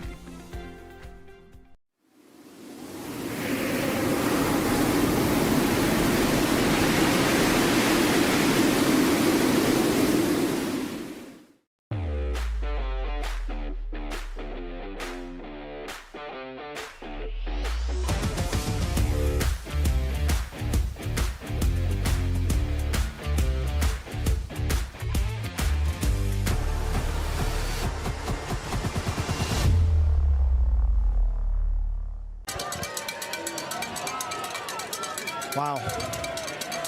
He's wide open. Aiden Schmidt's pass is complete to number 13. We welcome you back to Arlin Field in Mansfield, and Galion out of the timeout will throw the football up the field. It's Cohen Adams, the tight end. He'll catch the football inside the 30-yard line, down near the 27. A Holman Kitchens apply first down. It just got the toes down before he went out of bounds. And it looked like Shelby was in either quarters or cover 2. Couldn't tell because of the coverage of the DB, and Sugg put it right in there. Holman Kitchens apply first down. Galion will throw it. Little screen left side. This is Stuckman. Bounces it outside. 25-20. Lowers the shoulder. Runs over a man. Will go out of bounds and get inside the 20 and down near the 16-yard line. So Galion right there with about 11 yards. Terrific hard run there by Braxton Stuckman. Yeah, good job by Braxton Stuckman. That's what you do. Hit that little swing route. And then if you're Travis Sloan for Shelby there, when you rally up, you got to do what I call inside in front. He just made a little move and he got out right outside of you. Stuckman picked up an extra 6-7 yards because of the bad angle there by Sloan. Inside the Shakely Mechanical red zone, 7:25 to go until halftime. Whippets up 14-0. Galion quick throw right side. This is the quarterback, Aiden Schmidt. He'll throw it to Hay. That would be Kurt Hay. He caught it inside the 15 and down it around the 12-yard line. That's about a 4-yard throw and catch. Galion will have it 2nd down, 6 yards to go. Again, they're inside the red zone. Shakely Mechanical red zone. When things heat up at your house, keep your calm, keep your cool, and call the great people at Shakely Mechanical Plumbing, Heating, and Cooling in Ashland. They'll take care of you. 14-0 Shelby. 6:55 to go until halftime. Galion trailing Shelby 14-0, but trying to get onto the board. Tigers' deepest drive of the night. 3 wide receivers, 2 to the left, 1 to the right. Aiden Schmidt in the gun on 2nd down, 6 yards to go from Shelby's 12-yard line. They'll fake the run. They'll throw it over the middle. It's caught. The receiver will dive over the end zone, and he's in. Touchdown Galion. That's Dominic Capretta. They threw it over the middle. He caught it around the 2-yard line, just reached the arm out, and touchdown Galion. They're on the board. Great job getting all that motion going the other way. The tight end Capretta at 6'3", nice release. Does a great job, and the corner Dorsey there just late reacting over and kind of fell asleep there and didn't react quick enough. And nice catch, and good job sticking the arm out there by the Galion Tiger and reaching across to get that touchdown, making this baby a game. And here is the extra point. It is on the way, and just like Mill Iron Auto Parts, Braylon Beachy is good. He boots it through. It's always a good idea to stop by Mill Iron Auto Parts. You'll receive top dollar for your used vehicle. Mill Irons, supporting local high school athletics. We'll keep it right here. 6:35 to play until halftime. Now Shelby 14 and Galion 7, as Galion with a 12-yard throw and catch that time. It was the quarterback Aiden Schmidt into the hands of his tight end. He's a good one on the defensive line. 6'3", 205, plays some tight end. Dominic Capretta used a great effort there to reach over the pine line. Great job. Galion has cut the lead in half. Yeah, that's a great job there. That was needed, man, right? That was needed as much as possible. I told you, Aaron, I felt like Galion had to get that touchdown, get that score before Shelby could put another one up. Now we got ourselves another fist fight coming here. Great answer by the Tigers. Shelby up against it right now. The momentum's wearing white, blue, and orange, and Shelby trying to get that momentum back. Listen, with number 2 on the field, though, you're only a play away. So if you're Galion, once again, keep him in front of you. Keep Bowman in front of you, and all things are good. The rain is still falling, but it's much lighter than it was a little while ago. 6:35 to go until halftime. Shelby 14, Galion 7. Tigers just scored. They will kick it off. As the Whippets have two guys standing deep. Beachy will tee it up. He'll kick it off. It'll sail, hit at the 10-yard line, and a low hop going to be returned by Shelby to the 20, 25, breaks a tackle, 30, spinning, 30, 40, midfield. He might go down the sideline to the 40, caught from behind at the Galion 34-yard line. Terrific job that time. That was Branson Reed. Branson Reed got tackled from behind. I think it was Jamison Glue that saved the touchdown, but the Whippets will have it in Galion territory at the Tiger 32. Yeah, it's spinning out there at about the 33-yard line, running like he stole something down that left sideline. And that's exactly what you didn't want if you're the Galion Tigers. You just had a great score. You want that defense, to make Shelby have to work the full length of the field. And to be a big special teams play, man, by the Whippets. And Branson Reed running like he stole something. I'm telling you, that is a big play in this game when you talk momentum. Can the Whippets take it down and score again? 6:24 to go until halftime. Shelby 14, Galion 7, regional championship game against second quarter. Whippets 6:24 to go until halftime. 1st and 10 from Galion's 32. 3 wide receivers, 2 to the right. DeVito will pull it down and run right side behind his blockers. He'll get inside the 30, and he'll be tackled to the turf right around the 28-yard line. Good job by Galion, just not letting him trying to bounce that to the outside, but he will get about 3, maybe 4, close to 4 yards. Good job that time on the tackle. It was Trevor Shifley for Galion. Yeah, and that puts DeVito over 100 yards rushing for the game. And, listen, if you're Shelby, there's no doubt about it, man. You want to keep those chains moving. We got all kinds of good stuff going on over here to our left. We have a lot of police and fire trucks out to our left. I want to watch the game, too. The OH report camera to our left. But we're inside Arlin Field where football is being played. 2nd down 7. Shelby now at Galion's 29-yard line. Over 5.5 to go until halftime. DeVito back to pass. He'll get away. He'll throw it up the field. Got his tight end. That's big Carter Kessler. He grabs the first down inside the Galion 20 down to the Tiger 19. What a catch by Carter Kessler. Yeah, I felt bad for the defender out there for Galion, Sam Evans. He had no chance. And then listen, Carter Kessler has what we call palm olive hands. He went up, those things were silky smooth, snatched that thing out, and looked like a rebound in basketball. And big play for the Whippets there. 1st and 10 presented by Home and Kitchen Supply. 5:14 to go until halftime. 14-0 Whippets. 1st and 10 inside the Galion 19. Handoff to Travis Sloan. Penalty marker will come out as he'll work his way up the field, get down inside the 15 to the 14-yard line. It will be about a 5-yard run, but it will not stand. It's a penalty on Shelby. Was it a hold, I assume? Yeah, I think it was a hold there on old big number 78 there for Shelby. I think that was Emmett Bates there. He was kind of struggling, and he kind of grabbed him around the waist. And what's funny is, you would tell him, and when you watch film, like, dude, you're away from the play. You don't need to grab him around the waist like that. And, but once again, though, backing him up. Galion continuing to stay stingy on the defense. Bend but don't break. Listen, as long as I'm telling you, that defensive staff and Coach Dick over at Galion, they're saying, as long as the ball is not in the end zone, all things are good. Here we go. 5:03 to go until halftime. 14-0 Shelby now 1st and 20 after the penalty. At Galion's 29-yard line. 4 wide receivers. DeVito back to pass. Looking. There's a lane to run. Will he run? Looking. No. Nowhere to go. He'll reverse field. Now we'll back up 40-yard line. Gets away. Rolls to the right side of the 40. Still looking. DeVito's going to heave this one to the end zone. He's got a guy open. He caught it. Caden Pause in the end zone. That play took 15 seconds to develop. And Braden DeVito, you call it Superman, just put on a show. Lee Smokes. You don't coach that, people. You're born with it. Touchdown, that is Whippets. Unbelievable. How about the defensive tackle thinking he had a shot on DeVito right there?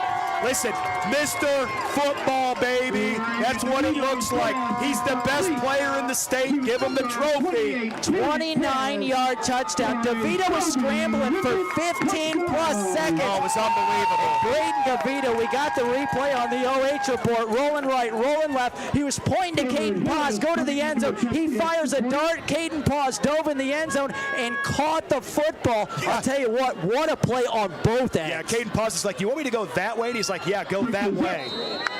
And the extra point is on the way by Everett Harris, and just like Mill Iron Auto Parts, it is good. Harris boots it through as DeVito and company put on an incredible show there, all set up by Branson Reed. Yes. And the kickoff return. Hey, listen, Galion's defense is actually playing so well. That was defense perfectly. I want to make that clear. Galion defensed the play perfectly.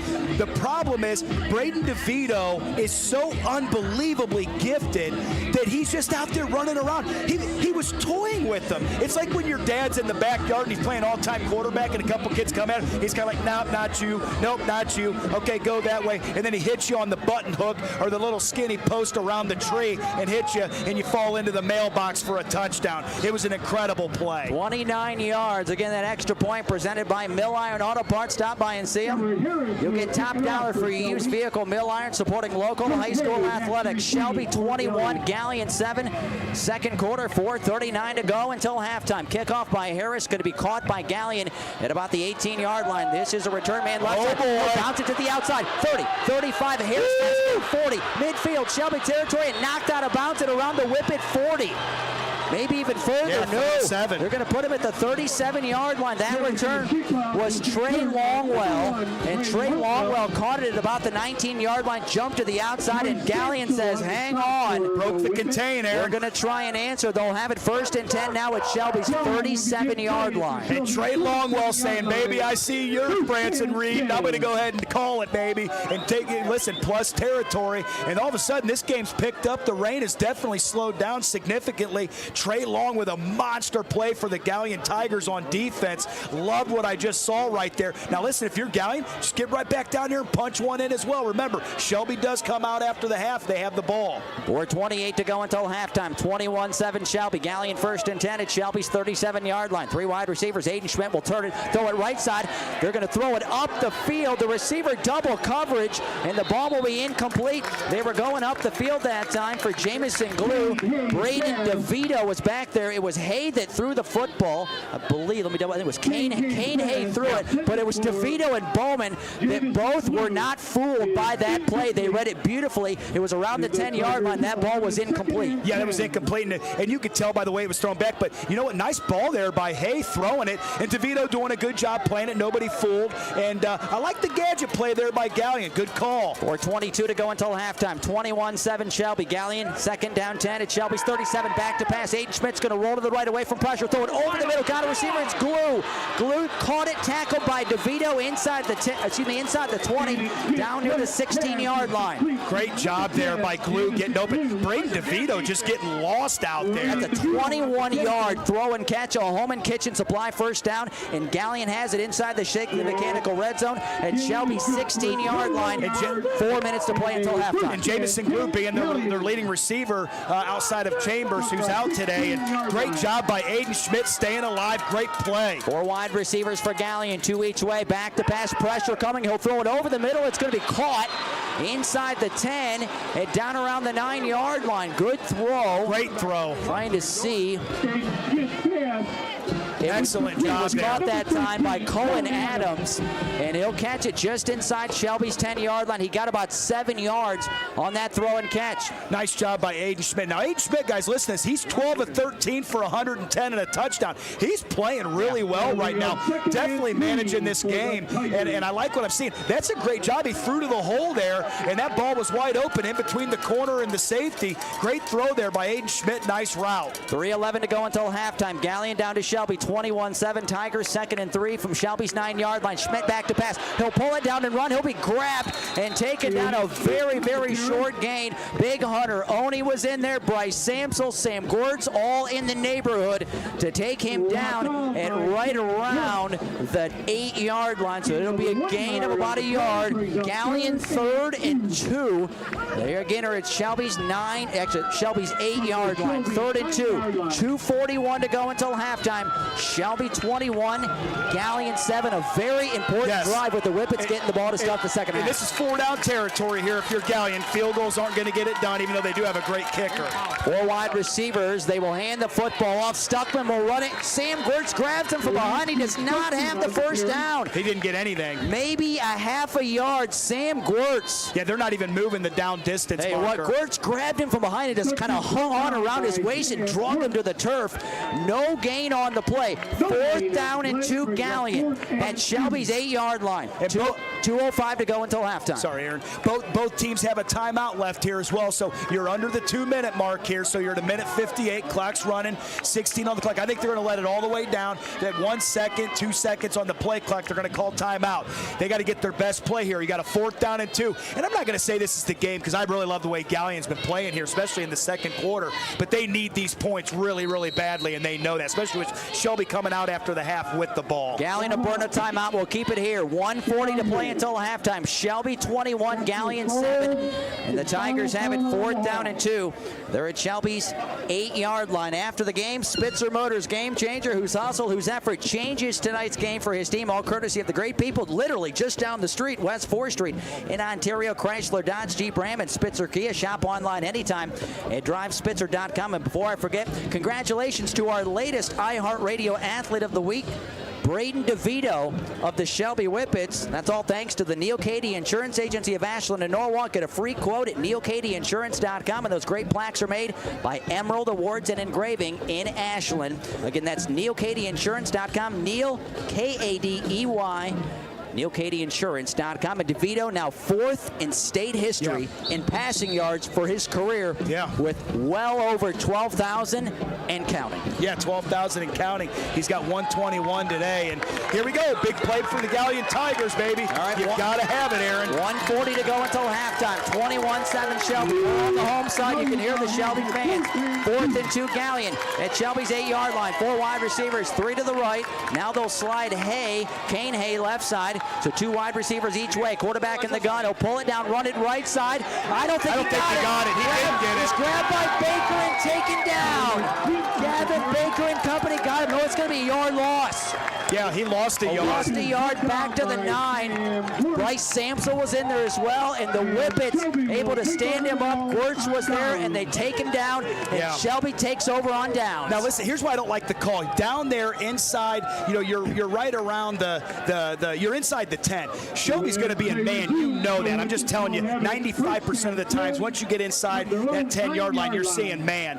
I'd get man beaters, and if you want to run the quarterback, give him a little bit of an RPO option. See if you can like your matchup and see if you can beat someone off coverage. I don't know if I like that kind of long stretch play, which allows Shelby's defense to play downhill. Whippets have it after they stop them on downs. 1:34 to go until halftime. Shelby 1st and 10 from their own 9-yard line, up 21-7. Second quarter, 4 wide receivers, 2 each way. DeVito in the gun by himself. He'll clap the hands, back to pass. Pressure coming. He'll fire the football. Well, he got hit late. He throws it up the field. It is caught by Caden Paws, and he'll go on to bounce it across the 20 and out near the 22-yard line. I'll tell you what, Caden Paws did a great job right there. Couple of big catches, and Shelby's got a home and kitchen supply first down, and you know they love to score before halftime. Yeah, it's a great job there, just attacking the coverage by Caden Paws. And you got to like him coming into this game. He's only had 7 catches for 120. He's been all over the place. He's been a huge second receiver for them tonight. Coach Mahaney told me he had the play of the game last week on the big 3rd down catch on the opening drive. They told him that in the locker room, and that really ignited Shelby's offense. 1:27 to go until halftime. 21-7 Whippets 1st and 10 at their own 22-yard line. 4 wide receivers, 3 to the right. DeVito in the gun, back to the right. Brayton back to pass, looking, has some time. Looking, pressure coming, he'll elude. To the right, DeVito still rolling, pressure coming. He's just going to fire this one toward the sideline. He's got a receiver, it's paused, and he caught it, but he's really might actually lose yardage. Yeah, he lost yardage. They're going to take him out of bounds at the 20-yard line. He'll lose 2 yards. Clock's running now. So, yeah, he lost 2 yards. That's when, if you're DeVito, you're out of the pocket, throw that into the sideline and save yourself a little bit. That's what I thought he was doing, actually. Here's Here's why I don't like that. That's just asking for an interception as well. They're lucky there that Sam Evans didn't grab that and run with it, and because he was out there from his outside backer position, and clock's running here. This is going to be a big play. If Shelby doesn't get anything here, look for him to just go into half. 43 seconds to go until halftime. Handoff. This is Baker. He will not have the first down. Penalty marker is going to come out kind of late unless the official was struggling to get that marker out. It'll be a run of a couple of yards. Line of scrimmage was the 20. It was 2nd and 12.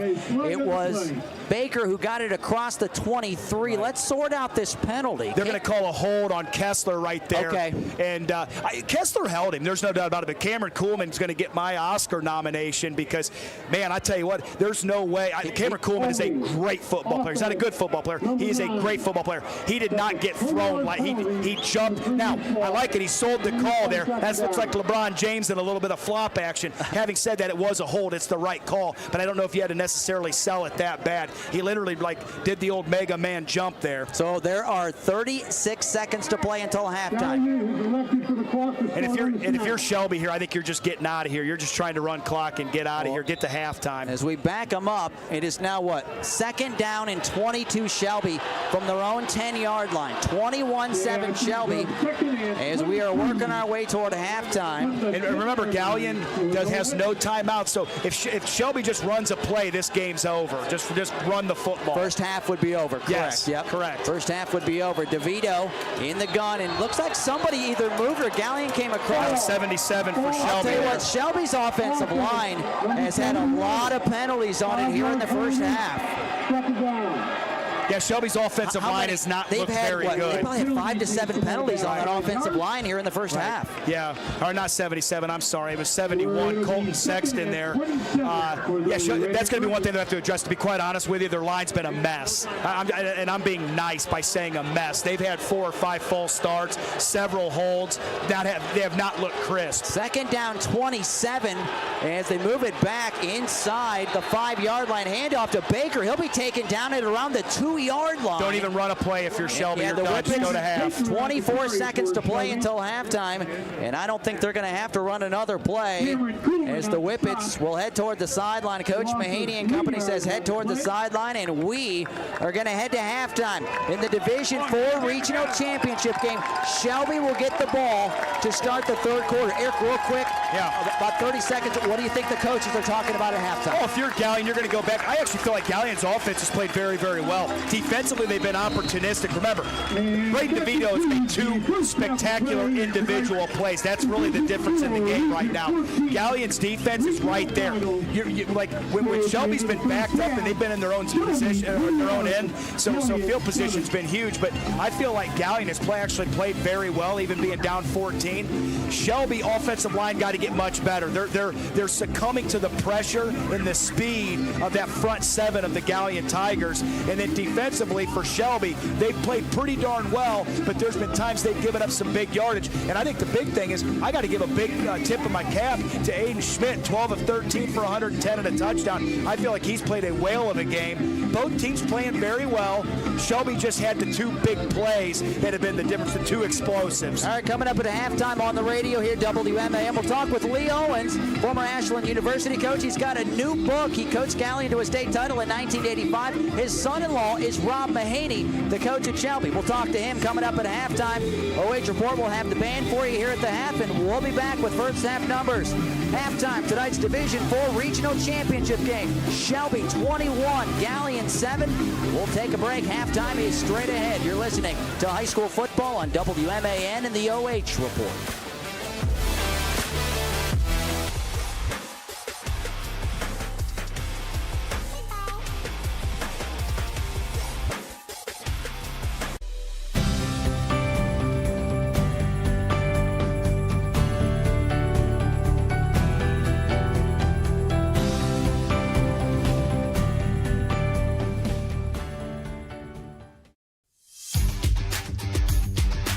When it comes to comfort, every degree matters.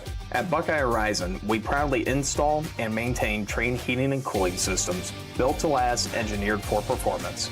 And with our expert service, your home stays comfortable year-round.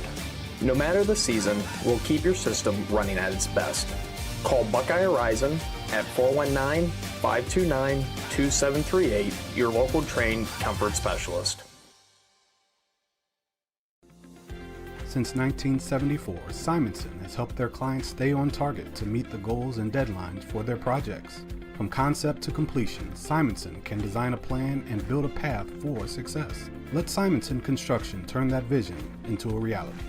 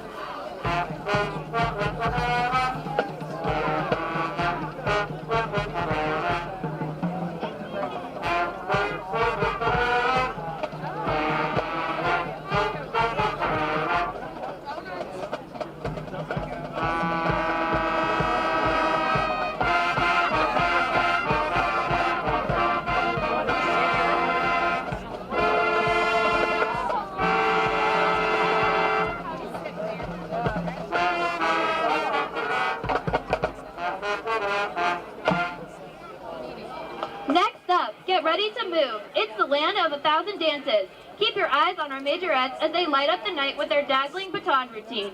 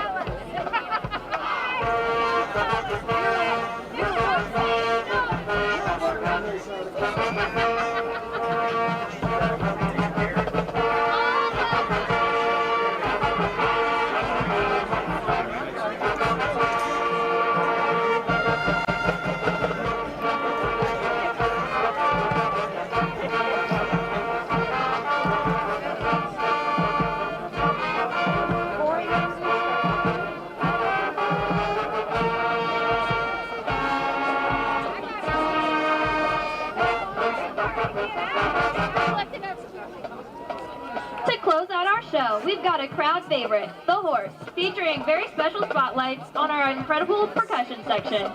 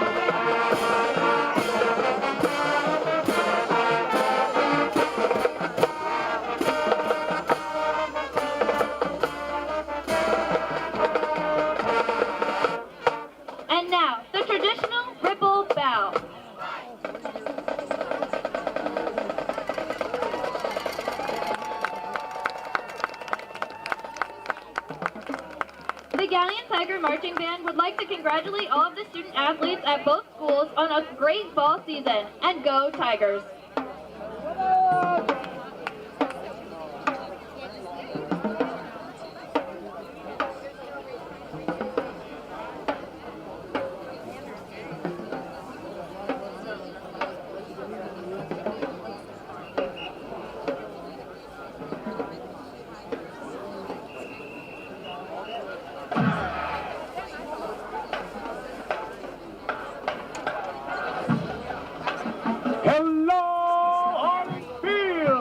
Under the direction of Director of Bands Cassandra McCall, Associate Director Timothy Meyer, Percussion Instructor Laura Dick, and Major Advisor Valerie Poundhart, we proudly present the 2025 Amazing Shelby Whippets Marching Band. Let's go!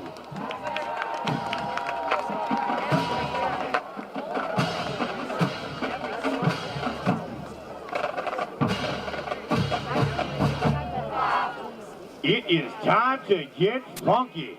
Funk is a music genre born in African American communities in the 1960s. It's all about rhythm, groove, and energy. Tonight, the amazing Shelby Whippets Marching Band brings that funk to the football field. We kick off our halftime performance with a LaBelle classic, later revived by Christina Aguilera, Maya, Pink, and Lil Kim. Here is Lady Marmalade.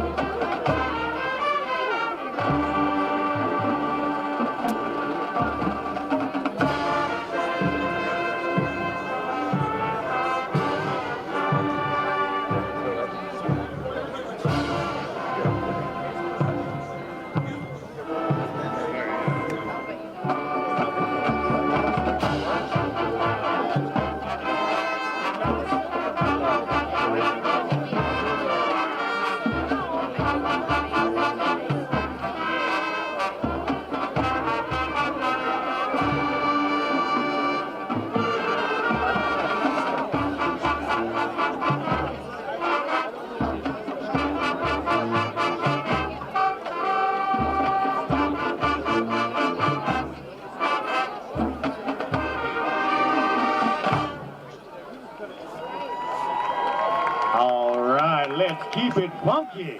In 1986, the funk group Cameo released a song that became one of the most recognizable funk hits of the decade. With its driving beat, infectious groove, and signature catchphrase, this tune had everyone on the dance floor. Featuring our majorettes, Lacey Barnhart and Bailey Bishop. Get ready, y'all, because the amazing Shelby Whippets Marching Band is about to break the funk with Cameos. Word up!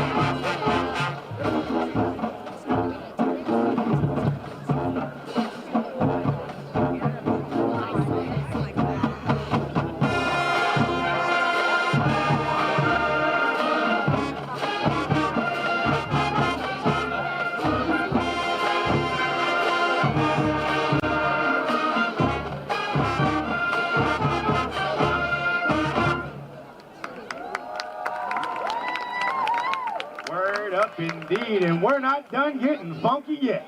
And now we'll bring it all home with our finale. In 1973, Kool and the Gang released a funk anthem that became one of their biggest hits. With its powerful groove, driving horns, and irresistible energy, this classic remains a crowd favorite.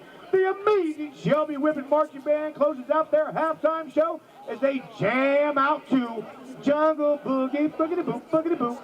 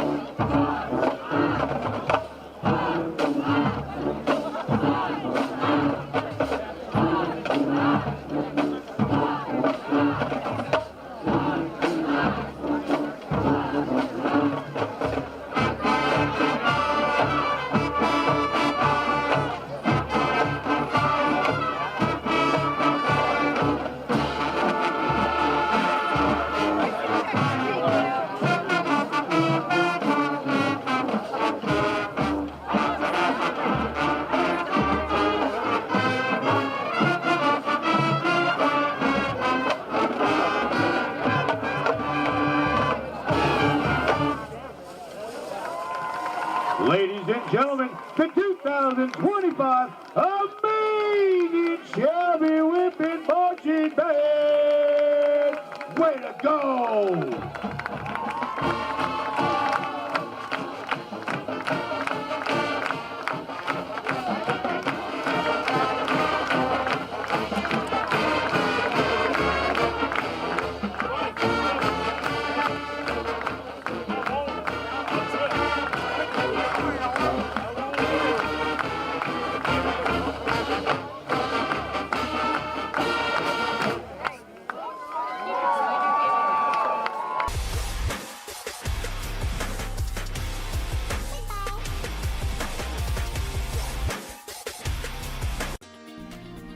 Your future starts here at Pioneer Career and Technology Center.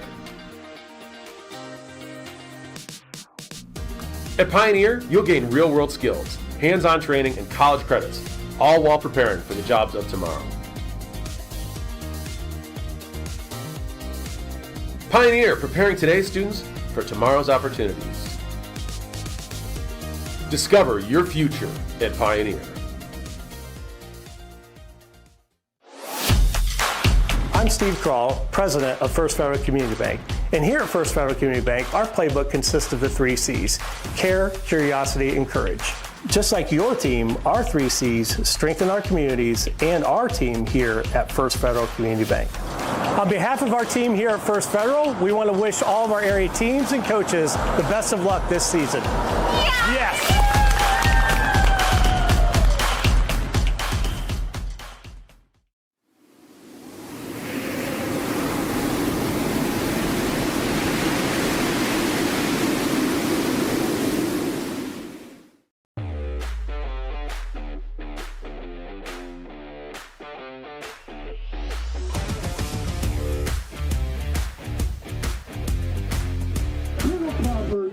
halftime here at Arlin Field in Mansfield and the Division IV Regional Championship game as the Shelby Whippets lead the Galion Tigers here at the intermission by a score of 21-7. Aaron Hines, Erik Will, WMAN teaming up with our friends at the OH Report to bring you live high school playoff football.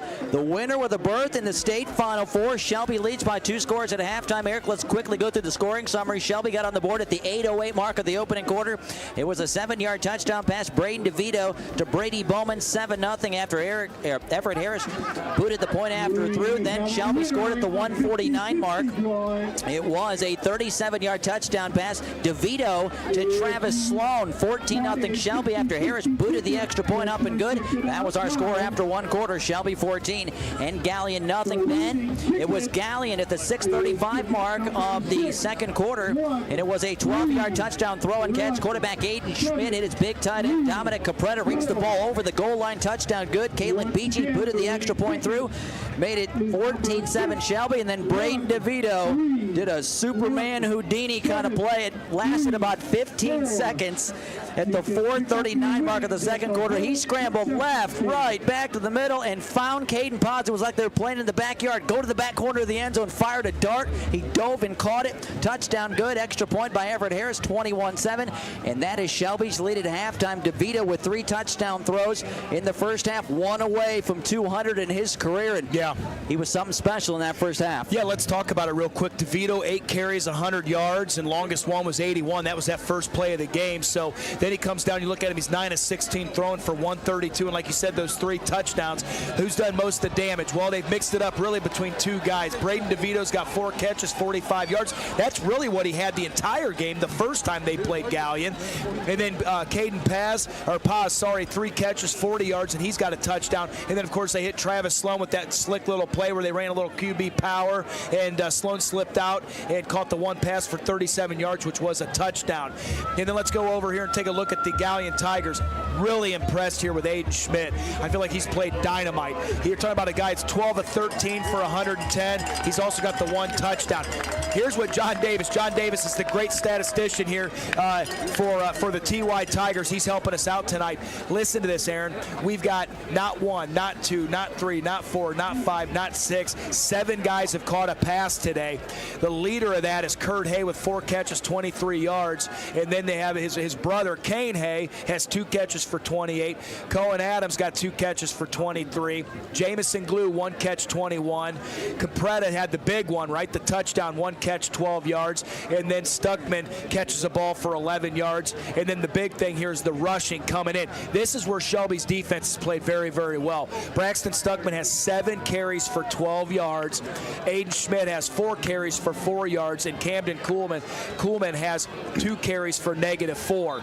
The big stat, there's 2 big stats, and I know, Aaron, you want to hit one as we're starting here, but I want to take a look at this.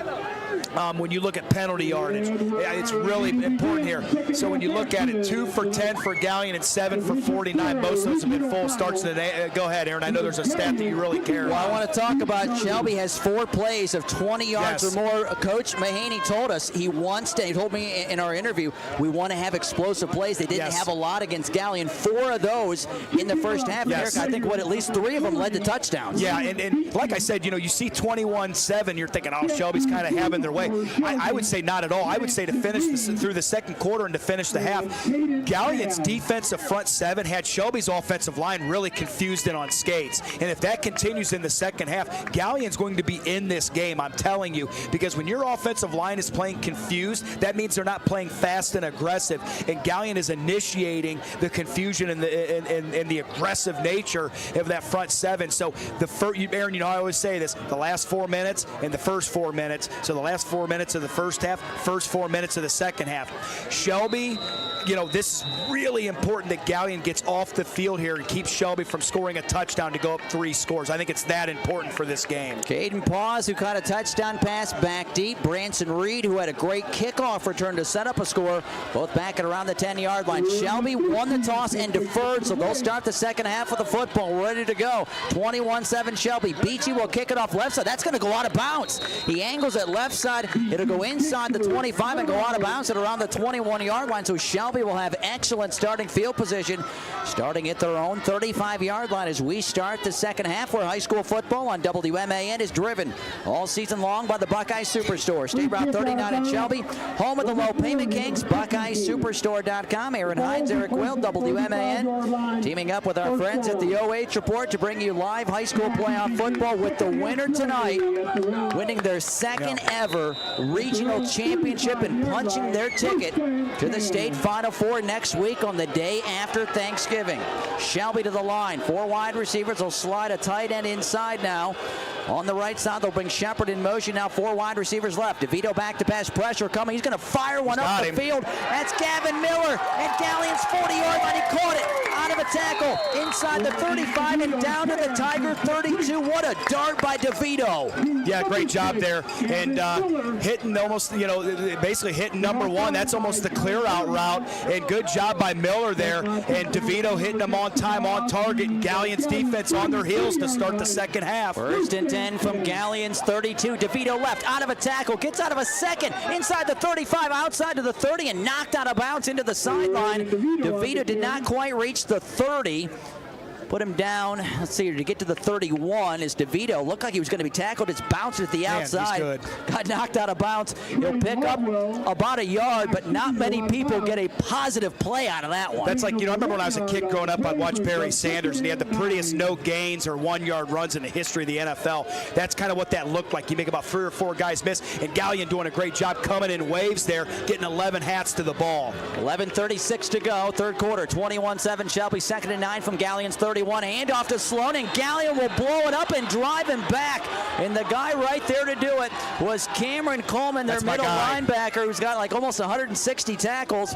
He blew it up. It'll be about a yard loss back to the 32. What a play by the middle linebacker. Yeah, how about that? I'll tell you what, Coleman just shooting that gap, and Gavin Garrett for Shelby, number 70, just not seeing it quick enough. And Sloaney playing the Travis Sloan paying the price for his guard not getting to that backer there. 3rd and 10 Shelby. They're at Galion's 32-yard line. 11:02 to go, third quarter. Shelby 21, Galion 7. Whippets, 4 wide receivers, 2 each way. DeVito in the gun. Got it back to his right. Braden looking at the line of scrimmage. Play clock is down to 17. DeVito claps the hands, calls for the football. Back to pass. He'll throw a dart left side. Caught, and the receiver got drilled right at around the 30, right around the 26-yard line. Catch was made there by Foltz, and the guy that made the hit coming up was Trey Longwell, and I mean, he laid a hit on him. Good job by Landon Foltz, Erik, just being able to hang on to the football. It's a gain of about 6 yards. Shelby has it 4th down and 4. They're at Galion's 26-yard line. Big play in this game, third quarter, 21-7 Shelby. 10:15 to go. Erik, what are you thinking here? You could run or throw, obviously, with DeVito. But everything goes through 2. You might do a little run-pass option here. I look for Shelby to be aggressive here. I think they're going to put this ball in the air. 2 wide receivers to the right, man in motion. DeVito in the gun. He'll snap it. He'll roll to the right. Will he run for it? He's going to run. 25, 20. Got the home and catches by first down inside the 15. Lowers the shoulder. Oh, that should be a penalty. And DeVito got hit late out of bounds. That should be a penalty. Inside the 10, down near the 7. No penalty marker is out, but DeVito has a home and kitchen supply first down, and there was a lot of green, Erik, to run to there. Yeah, you could throw the ball to Shepard, but just keep it. What I didn't like here is right there. He hits him. He's out. There's the late hit. That's a late hit any day of the week, twice on Sunday. It's not a huge deal. It only been a half the distance, but it was a shove out of bounds. But it was definitely a shove out of bounds, and great job by DeVito there. Good offensive play call. See, I like that run-pass option that DeVito has. Trust those legs in that situation. When you throw the ball, the only thing that's going to happen is a drop there potentially. Just secure it with the legs. 9:54 to go, third quarter. Shelby 21, Galion 7. Whippets first and goal from the Galion 7. DeVito's going to pull it down. He'll bounce it to the outside, to the 5. DeVito dives, and he is in. Braden DeVito, a 7-yard touchdown run. Braden DeVito's 200th career touchdown, his 4th of the night, and the Whippets go up 3 scores. We said coming into the game, right, he's the best player on the field. He's proved that. 4 scores. You're talking about a dude that's got 127 yards on the ground, 171 through the air. His DNA is all over the game. 2 200 touchdowns accounted for. An incredible career. By the end of this game, he's going to be over 17,000 yards accounted for. He's absolutely insane. What a great play there. Good blocking up front by the backer. Good job by Travis Sloan paving the way coming around. And Galion really needed that stop. Braden DeVito, by the way, over 9.5 miles is what his career yards total. How about that? Extra point on the way, just like Mill Iron Auto Parts, but it's no good as Everett Harris misses the point after, but we're going to step aside. Back in a minute. 9:41 to go, third quarter. Shelby 27, Galion 7. You're listening to high school football on WMAN and the OH Report.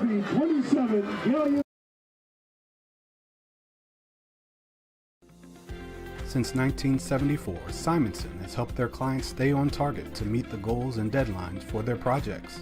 From concept to completion, Simonson can design a plan and build a path for success. Let Simonson Construction turn that vision into a reality.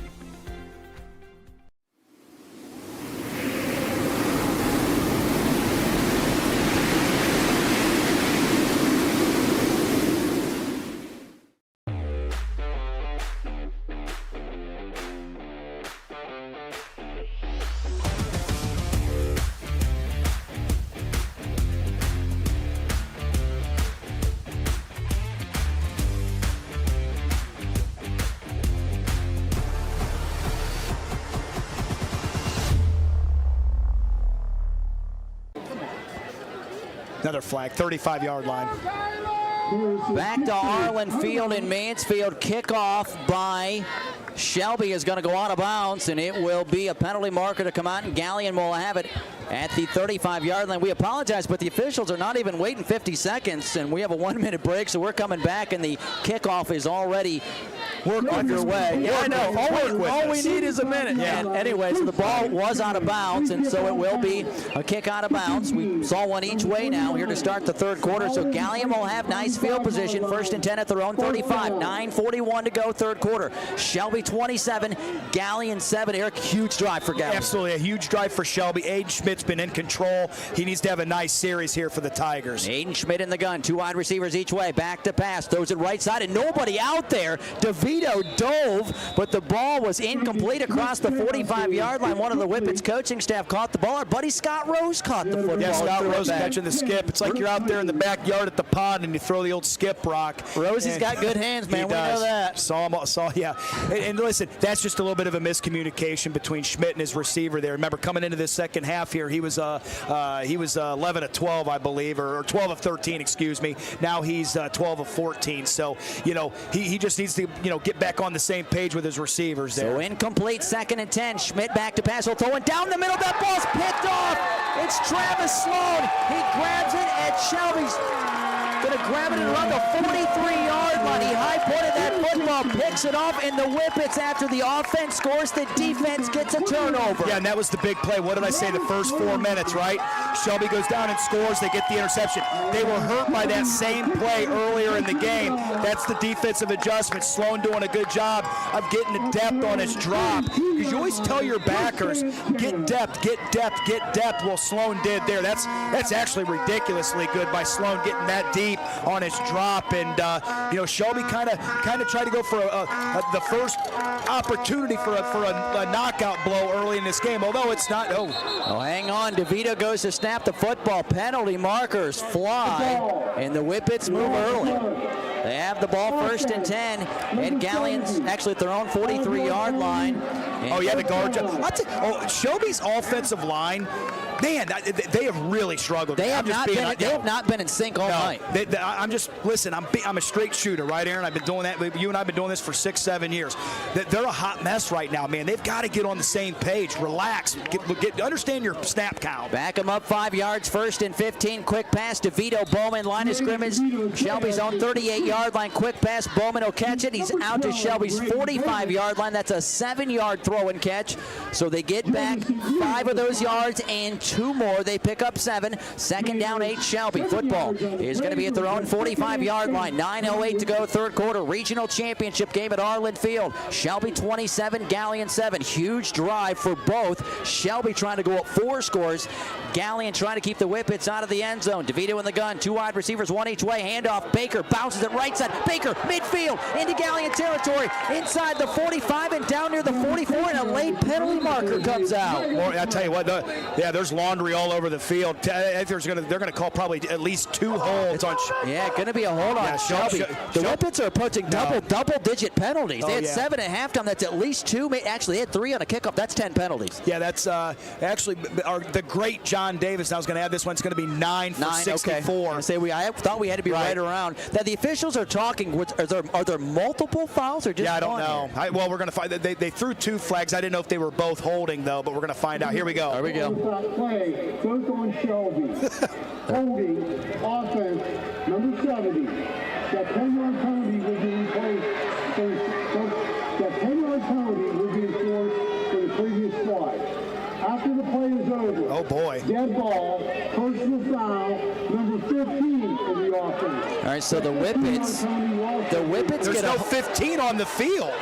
Yeah, I was going to say, there's no number 15 on the field for Shelby. They might want to correct the number. Coach Mahaney, Rob's a pretty calm guy, but when they announced that penalty, he kind of stepped out on the field. You can't. I mean, make a number up. Don't call a number that doesn't exist on the football field. Come on, officials, let's go. We got to be better than that. It's a regional final game, fellas. I don't know who it is, but Shelby will have a hold, and then Shelby will have a personal foul penalty. If the ball was in Galion territory, they're going to be backed up 30 yards, basically. Not a lot in the playbook for 2nd and 30. 2nd and 33, Shelby at their own 20-yard line. What Galion needs to try to get back in this game. And just keep everything in front of you, because if you get a 3rd and long, I'm telling you, Shelby's not going to get real crazy here because they can't afford a big turnover. 8:30 to go, third quarter. Shelby up 21-7. Galion looking that they're going to blitz. They did. They got to the line of scrimmage, and somebody moved again on the Whippet offensive line. Same thing. It was the guard. Gavin Garrett is really struggling. Really struggling. The linebacker rushed up to the line of scrimmage, and as he came to a stop, you mentioned the lineman kind of flinched. Oh, there's no doubt. I saw it. I mean, I was going to throw the flag too.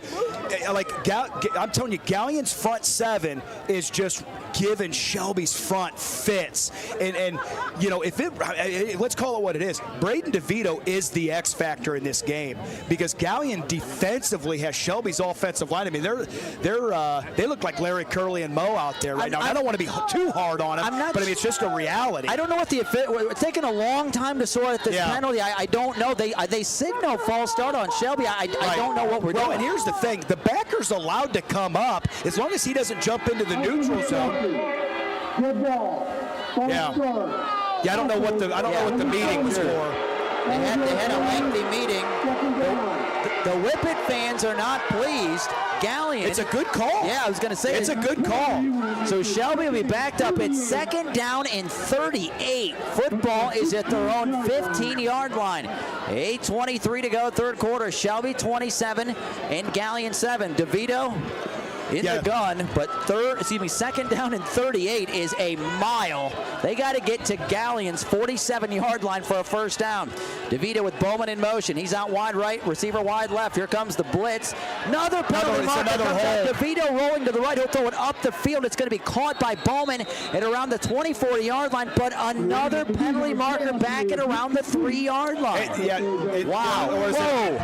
Well, they didn't call it procedure. They called procedure, but look at that play was already moving. It was. The play was already there. A hold. Procedure's not the right call. I thought they were going to call a hold actually on the running back trying to pick up that blitz. I was going to say, I don't think because Baker basically tackled the blitzer. That would have been the right call. Shelby's just, man, they're all kind of tied up and not. Isn't it crazy? You would not think they're up 27-7 because double-digit penalties. Galion's rocking them to sleep right now. Double-digit penalties. Okay, they're going to say a player went in motion. So that's what the penalty is I'll be honest with you, they missed the hold. I'd have rather had the hold if I was Coach Dick. Tell you what, Shelby's going to end up all the way down there at Mansfield Senior High School if they don't watch it. Eric, I've been calling football for 20 years. I haven't seen too many 2nd and 43s. Yeah. I know there's nothing in the playbook for it. Yeah. But the Whippets have a couple of cracks to get 43 yards. 2nd and 43 from their own 10-yard line. 27-7 Shelby leading Galion. 7:45 to go, third quarter. 3 wide receivers to the right. We've had penalties in about 3 or 4 straight plays. DeVito in the gun. He's just going to pull it down, run right side. DeVito 10, 15, cut, 20, 25, got hit and will go down there. Up to make the stop was Cameron Coleman, the senior linebacker for Galion. Good gain by DeVito. He gets about 15 yards. The problem was he needed 2nd and a mile. So Yeah, and you still have 3rd and a mile. still have 3rd and a mile. Yeah, Braden DeVito has like 17,000 yards in his career, and he needs that to get the first down. Because Shelby's so far back behind the sticks here. 3rd and 27 now Shelby. Football at their own 26-yard line. 7 minutes to go, third quarter. Regional final. Shelby 27, Galion 7. They just broke the huddle with 12. 3 wide receivers. Now you make it 2 as you mentioned. 1 ran off the field. That was a running back. Back to pass. DeVito over the middle. Wide open. This is Shepard. 45. Actually, across the 40, just shy of the 45. He'll be dropped down. They're actually going to say knee went down at the 41. He got across the 35, went down at about the 41. That was Shepard. But they're still about 12 yards shy of a first down. So Shelby, who needed 2nd and a mile, will punt it away on 4th and 12 from their own 41-yard line. 6:24 to go, third quarter. Whippets lead 27-7. It's actually unbelievable that they got it back to a 4th and 12. A 4th and somewhat manageable. Yeah, because it was 2nd down and 43 at one time. It was 2nd and 43, and you mentioned they pick up 30 yards on 2 plays, and Shepard's going to punt it away. Kane Hay is back deep. It'll hit inside the 10. It'll roll, letting it roll. Why would he? Oh. He's going to pick it up inside the 5. No. And he'll be tackled at around the 10-yard line. Up the field to make that stop was Kaysen Cook for the Shelby Whippets, but Kane Hay fielded that baby inside the 5-yard line. Yeah, Kane Hay, you can't do that, buddy. It's, you got to let that go into the end zone, because that was easily going to make the end zone. Take the ball on the 20, man. Now you got about 90 yards. Now you got 90 yards, and you're playing out of the shadow of your own end zone.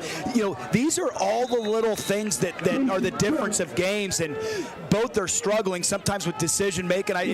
Shelby needs to get their offensive line over on the bench and have a nice little conversation and calm them down, because they've gone beyond imploding.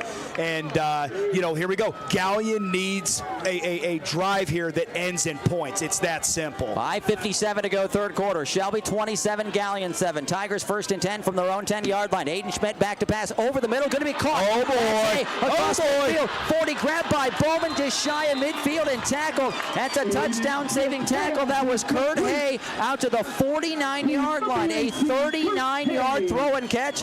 Great throw, great catch, great run, and Bowman with a touchdown-saving tackle. Yeah, great job, Aiden Schmidt finding his guy, Kurt Hay. Excellent job there. The 5'7", 49-pound sophomore there making the play. And Kurt Hay now with 5 catches, 62 yards. Here we go, 5:35 to go, third quarter. Shelby up, 27-7. 1st and 10, Galion near midfield at their own 49. Screen pass, Stuckman left side. DeVito up to make a great stop.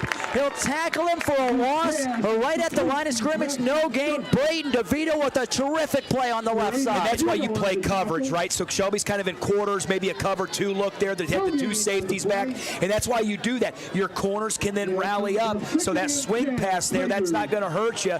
The big thing is, though, you got to make that tackle of an athlete in space. That's the difficult play. But Braden DeVito, heck of a football player, getting them down. Penalty marker. Galion had a player break the huddle and then leave late. Illegal substitution on the offense. So Galion on 2nd down and 10. They get a penalty. And the sarcastic crowd, yeah. It'll be 2nd and 15 now for the Tigers. 4:58 to play, third quarter. Shelby 27, Galion 7. Tigers now have it 2nd down, 15 football. They'll back them up and they'll have it at their own 44-yard line. Aiden Schmidt in the gun, back. He's going to be to his right, and they're going to figure out which side they want to put him on. He'll slide him to the right. 2 wide receivers out wide to the right. Now we'll slide him left side. That's Camden Coleman. They'll bring a man in motion.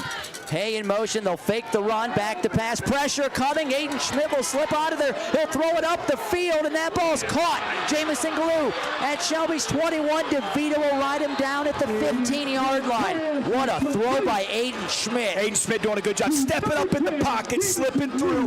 Look at the ball on that thing. And by the way, DeVito, once again, second time he's fallen asleep in coverage today. We got to call a spade a spade. He wasn't there to make the play. He fell asleep, thought there was going to be a sack, and it cost him. You got to play coverage the full play. First down and 10, Galion deep in Shelby territory. Aiden Schmidt's going to throw this one to the end zone, and it's going to be incomplete as he was targeting Hay. It was Kurt Hay. I believe DeVito was in coverage. Yes, it was Kurt Hay, incomplete out the back right corner of the end zone. 4:18 to play, third quarter. Shelby 27, Galion 7. Tigers have it second and 10. They're at Shelby's 15-yard line. A really big opportunity for Galion, down 3 scores. They really need a score on this drive. And they don't have to totally abandon the run, but they've struggled. Shelby's run defense has been absolutely sensational. Only giving up, 16 yards on the ground, Aaron, for the whole game. 4 wide receivers for Galion. Man in motion, back to pass, pressure coming, a little screen. It's going to be caught, but he's going to be tackled. It's Bryce Samsel. He grabs Hay and tackles him right around the 16-yard line, a 1-yard loss. And I will tell you what a play by your linebacker, Bryce Samsel. Yeah, Bryce Samsel doing a good, and that's what you have to do. So they invited the rush, and it's a type of screen there. So they're going to invite that rush in. Great job by Schmidt dumping it over across. Good play by Samsel coming from that Mike linebacker position to make that play. 3rd and 11, Galion at Shelby's 16-yard line inside the Shakely Mechanical red zone. 3:46 to go, third quarter. Shelby 27, Galion 7. 4 wide receivers for the Tigers, 2 each way. Schmidt in the gun, back to pass, pressure coming. He'll throw in the receiver, caught it, and he fell down. He was wide open over the middle as he hit coming across the middle. Kurt Hay, he had to unload it because the pressure was coming. He caught it inside the 15 down to the 14-yard line. It's only a gain of 2. 4th down, 9, Galion. Football is going to be at Shelby's 14-yard line. And you know, Eric, with a little over 3 to go here in the third quarter, you know if you're Galion, you need touchdowns, not field goals to get back in this game. Yeah, you got to go for this here. And I'll tell you what, if he would have been able to stay on his feet, he might have had a first down. I think he had first down. I think he might have even had a touchdown because that was a clear out route. Here we go. Fans come to their feet. Big 4th down. You can hear the Shelby. Timeout. You can hear the Shelby faithful in front of us. We're going to keep it right here. This is a monster play, and we have not been granted 1-minute timeouts tonight.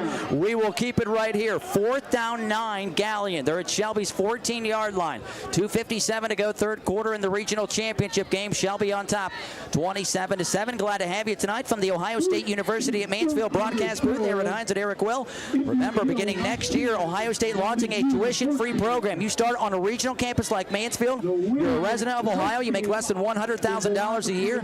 You go tuition-free. Start in Mansfield, finish in Mansfield, tuition-free. Start in Mansfield. After 1 year, you can transfer to Columbus, and it's still tuition-free. Be a part of Buckeye Nation. That is incredible. Schedule a visit and apply. Go to mansfield.osu.edu. And Eric, both ways, this is a big 4th down. Yeah, I mean, it's not the game, but it's the game, if that makes sense. It makes perfect sense. Yeah, and listen, you've got man under, cover 2. Here we go, man in motion. They'll hand the football. Little trick play. They're going to throw it into the end zone. That ball's going to be knocked down, incomplete. Landon Foltz and company got a hand on it. They were going in the back of the end zone that time for Kurt Hay. A little trick play. The pass came from Kane Hay, and Shelby had 3 DBs back there, Eric, and they were not fooled. Incomplete, and the Whippets take over on downs. And here's why I don't like that play. That play can work on a 1st or 2nd down. It's 4th down and basically what, Aaron, 9? Yeah, 4th and 9. 4th and 9. Shelby's secondary is not biting on that. That's not the time to call that play. I don't mind the play situationally in a different stage of the game, but Shelby's defense is not going to bite on a 4th down jet sweep like that. They realize there's probably going to be a pass off of that. Shelby not fooled at all. I'd like to have seen the ball. I want Aiden Schmidt making the decision on who's going to get the ball in that situation. He's your quarterback. 2:50 to go here in the third quarter. The Whippets offense comes onto the field, and a penalty marker comes out, an illegal substitution. substitution on Galion. Shelby will take it. They have the ball at their own 14-yard line. That'll move it out to the 19-yard line. 2:50 to go, third quarter. Shelby 27, Galion 7. This game was 21-7 at halftime. The Whippets had a touchdown run by Braden DeVito of 7 yards, his 200th for his career and his 4th on the night at the 9:41 mark. Other than that, we've had a ton of penalties here in the third quarter. Yeah, not exactly the cleanest played game ever. Whippets 1st and 5 from their own 19. Pass over the middle. DeVito got it. Shepard across the 25-30. Right side 32-yard line. He'll be tackled there. And that was Cameron Smith, the senior defensive back, will stop Shepard, but not after a Holman Kitchen supply first down to the Whippet 33. Yeah, nice play there. And, Shepard just leaking out there. You can see that as he leaks out, just, running that little seam route. Good job. DeVito almost does the old Tim Tebow, takes 2 or 3 steps and just drops that off. That's a nice play to get yourself out of your own end. 2:30 to go in the third. 2:30 to go in the third quarter. Shelby 1st and 10 from their own 33, up 27-7. Handoff right side. Sloan's going to be grabbed and dropped for a loss of at least a yard. Knifing in to take him down. Cale Early and company took him down behind the line. Good job right there by Early. Spun him around just across the 30, a loss of a yard. Yeah, and Emmett Bates there once again chasing that play. Man, it's just Shelby's offensive line, really, really struggling right here. And, here's the thing. If you're Baker there, you're just taking the minimal off. Now, what I love about that is Galion's front 3, they do a good job. You're told when your guard goes, put your hand on your hip and chasing. It's an excellent job by that front by the Galion Tigers. 2nd and 11, Shelby from their own 32. DeVito back to pass, under 2 to go here in the third. DeVito scrambles right side, throws it, got it back out of the backfield. He caught it across the 35 and out near the 37-yard line. That was Travis Sloan out of the backfield. It's not enough for a first down, but it'll bring up third down for the Whippets, and they need about 7 yards for a first down. Football again is going to be, I guess, close to 6 yards here on third down. Football again across the 35, put it down at the 37-yard line. 1:12 to go, third quarter. Shelby 27, Galion 7. DeVito, 3 wide receivers left, 1 to the right. In the gun, back to his left. He'll spin, roll to the near side, pressure coming. He's just going to have to fire it away. There was pressure in his face as they let one of the middle linebackers roll through, and DeVito fires an incomplete pass because he had a guy in his lap. It'll be incomplete, and Shelby's going to have to punt. Yeah, great job there. Pressure coming off the edge. I love what I'm seeing. Galion is bringing a 4th or 5th guy every time, and you can see the frustration after that throw on Braden DeVito. He was kind of getting on his edge guys in his line. I think that's kind of getting to him a little bit. He's, and I don't have a problem with that. He's a senior leader. Sometimes you got to go in there and chew those guys up a little bit and kind of say, let's go. You got to pick your game up. You can't expect him. He's probably thinking it'd be nice if you just get some guys blocked up schematically and let me do my thing. I can't be Houdini every single play. And DeVito that time was spinning around. He was going to fire it up the field, but he had a guy in his lap, and we're going to have another penalty marker as the Whippets go back to punt. Delay of game on Shelby. The Whippets have probably a dozen penalties tonight. I'm going to give you the official here, Erik. Shelby has 13 penalties for 94 yards. It'll be a baker's dozen. They're going to have a football field's worth of penalties. For the game, 13 for the game. And it's 13 for the third quarter. We still have a whole other quarter of play left. All right, so I'll tell you what, the Whippets are going to have to punt it away. Another penalty comes out as Shepard boots it away. It's going to be grabbed by Hay at around the 30-yard line. He'll slip and fall. That was Kane Hay. We got to sort out the penalty as Hay caught it at his own 30, and it's going to be a penalty on Shelby. I'll tell you what, we've covered Shelby. This is our 8th game. They've been pretty good in the penalty department all year, and tonight it has been penalty after penalty in this third quarter. I will say this. I don't know if we've ran 3 or 4 plays in a row without a penalty. This has been the most unclean game we've covered this year. And it's a regional final game with a chance to go to Final Four. So whoever comes out of this game, whether it's Galion or Shelby, you better get your stuff together because you will get blown to smithereens in the state Final Four if you don't get this stuff cleaned up. That's just a fact. I'm just telling you, from here on out, you play Valley View or Indian Hill, let alone Glenville or that monster at Indian Valley that's a Mr. Football candidate that runs the ball like he's angry at the grass. That dude's a wild bull. You will be physically assaulted if you do not get those things cleaned up. So both teams, really, to be honest with you, I say both teams, it's really more of a Shelby issue. Galion only has 4 penalties for 20 yards. Illegal formation was the call on Shelby. 4th down, 16. Shelby at their own 27. Shepard will punt it away with 52 seconds to play here in the third. It'll hit and right around the Galion 41-yard line. Just kind of check up there like a golf shot. And up the field to touch the football is Cole Dorsey, and Galion will have good field position, but Shelby's defense has really been up to the challenge all night long, and Galion will have it. 45 seconds to play, third quarter. Regional championship game. Shelby 27 and Galion 7. Glad to have you tonight, Aaron Hines and Erik Will. After the ball game tonight, again, we'll hand out our Spitzer Motors Game Changer, whose hustle, whose effort changes tonight's game for his team, all thanks to the great people just down the street, West 4th Street in Ontario. You can shop online at drivespitzer.com. That'll be coming up in the postgame. Aiden Schmidt back to pass. He'll fire it left side. Sam Quirtz with great coverage, blanket coverage on the wide receiver. It'll sail out of bounds, incomplete around Shelby's 45-yard line. Eric, he was targeting Cohen Adams, and I'll tell you what, whether he's rushing the quarterback, making a tackle, or in coverage, Sam Quirtz has had a great year. And Shelby's defense in the secondary has done a nice job of improving what they're doing in the second half. Sam Quirtz exactly where he needed to be. And those two ends, Kessler and Shepard, getting to the quarterback, making things difficult. 40 seconds to play, third quarter. Galion 2nd and 10 from their own 42. Pass up the field, going to be intercepted by Shelby. Picking the football off was Griffin Yeager right around midfield. He'll go down at Galion's 49-yard line. And Shelby's second interception tonight, and a big one here, late stages, third quarter with 34 seconds left. Shelby up 27-7. Hey, Griffin Yeager had the big punt block a couple weeks ago, and then against Orville. Against Orville, and then right there having a big interception. And like I said, coming into this game, Shelby's defense might have been the group that was the least talked about, that was an elite group that I had seen in quite a while, and you're seeing it here. Galion's defense, I'm telling you, their defense, when you're going to back and watch this film, they have not played that bad. When Shelby's had a lot of success, it's generally been a huge play by old number 2, and he's going to have those. I feel like Galion's defense has actually done a great job. Number 2's out there with 3 wide receivers, 2 to the left, 1st and 10 from Galion's 49. DeVito makes a man miss inside the 45. He'll be tackled at around the 40-yard line. DeVito just kind of got in the hole there, did a little shake and bake move. He'll get inside Galion's 40. They'll actually give him forward progress. He rolled over the defender, put him down at the Galion 38-yard line. It's enough for a first down. It's 11 yards, presented by Home and Kitchen Supply.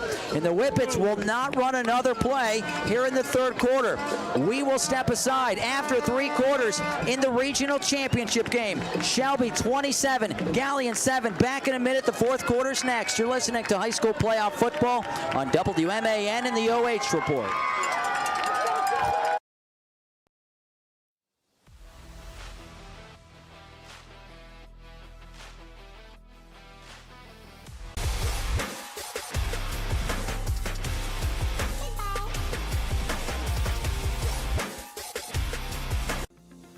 Since 1974, Simonson has helped their clients stay on target to meet the goals and deadlines for their projects.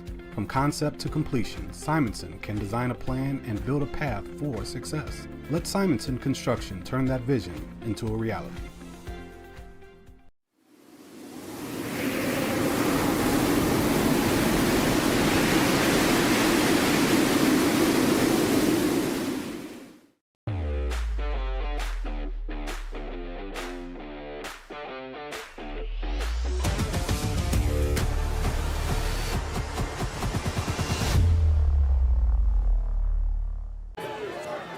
Back to Arlin Field as we start the fourth quarter in the regional championship game. Shelby up 27-7 over Galion. Whippets first and 10 from Galion's 38-yard line. Screen pass left side. DeVito. This is Shepard. Lowers the shoulder inside the 30 and knocked out of bounds.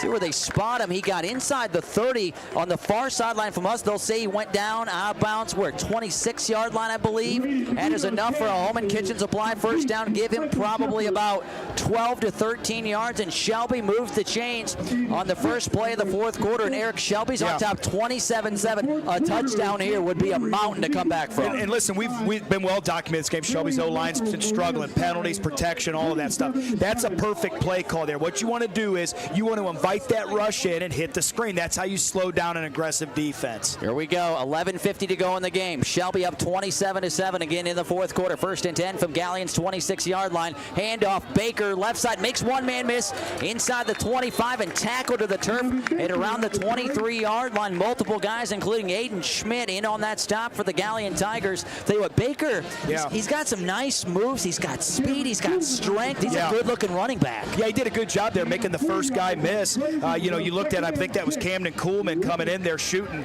And I'll tell you what, listen, why do offensive lines hold, right? Why do they jump? When aggressive fronts and front sevens are firing off, what happens is you're catching, you're holding, you're grabbing because they're beating you to the punch. And so you got to credit Galion's front seven being uber aggressive. 40-yard gain, 2nd and 6 from the Galion 22. DeVito pass, left side, caught. That's Landon Foltz inside the Tiger 15 and down near the 13-yard line. Another home and kitchen supply first down. Remodeling windows, doors, floors, and more. They should always be your first call. North Diamond Street in downtown Mansfield and online at homeandkitchensupply.com. And it is inside the Shakely Mechanical red zone. Shelby, 11:03 to go in the football game. Leading Galion 27-7.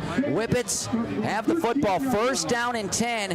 And they're at the Galion 13-yard line. Whippets, 3 wide receivers, 2 to the right. DeVito in the gun, claps the hands. He's going to pull it down and run, and he'll be taken down. Nice play. Terrific play by guess who? Cameron Coleman came flying through. He's got about 160-plus tackles. He takes DeVito down back at around the 15-yard line for about a 2 or 3 yard loss. Yeah, I'll tell you what, you got to give credit there to old number 6, too, getting in there as well. Is that number, what number is that out there? It was a defensive end right there, did a fantastic job as well. It was probably Dominic Capretta, yeah, number 9. Yeah, it was Capretta, number 9. Yeah, sorry, a little dyslexia there. Flipped my numbers around there. But 6'3", 205, doing a great job and being the first one there to kind of rake at the ball there a little bit as well. 2nd down, 12, Shelby, as they have the football at Galion's 15-yard line. DeVito, 4 wide receivers, 4th quarter in the gun. Pass right side, Bowman to the 10. Makes a man miss at the 5. Nice. And Bowman into the end zone. And the Shelby Whippets are trying to put this one away. 10 minutes to go in the 4th quarter. And Braden DeVito accounting for his 5th touchdown of the night. It's a 15-yard touchdown pass to Brady Bowman. Yeah, great job there. How about, see, and I like that. That's the quick game. That's how you help your offensive line out. Screens, draws, quick passing game. Catch the ball, get it out, right? They're scared of Brady Bowman's speed, even though we are kind of inside that red zone there, so there's not a lot of green to cover back behind him. But great job catching the ball, made a guy miss, gets in the end zone, and Bowman doing Bowman things. Brady Bowman, 6 catches, 67 yards, 2 touchdowns, adding to his career year as well. DeVito doing what DeVito does. 5 touchdowns tonight, 201 in his career. Extra point on the way. Mill Iron Auto Parts, it is up and it is good by Everett Harris. Good idea. Stop by Mill Iron Auto Parts and receive top dollar for your used vehicle. Mill Iron supporting local high school athletics. We'll take a break. Back in a moment. 10 minutes to play, 4th quarter. Shelby 34, Galion 7. You're listening to high school football on WMAN and the OH Report. Since 1974, Simonson has helped their clients stay on target to meet the goals and deadlines for their projects. From concept to completion, Simonson can design a plan and build a path for success. Let Simonson Construction turn that vision into a reality.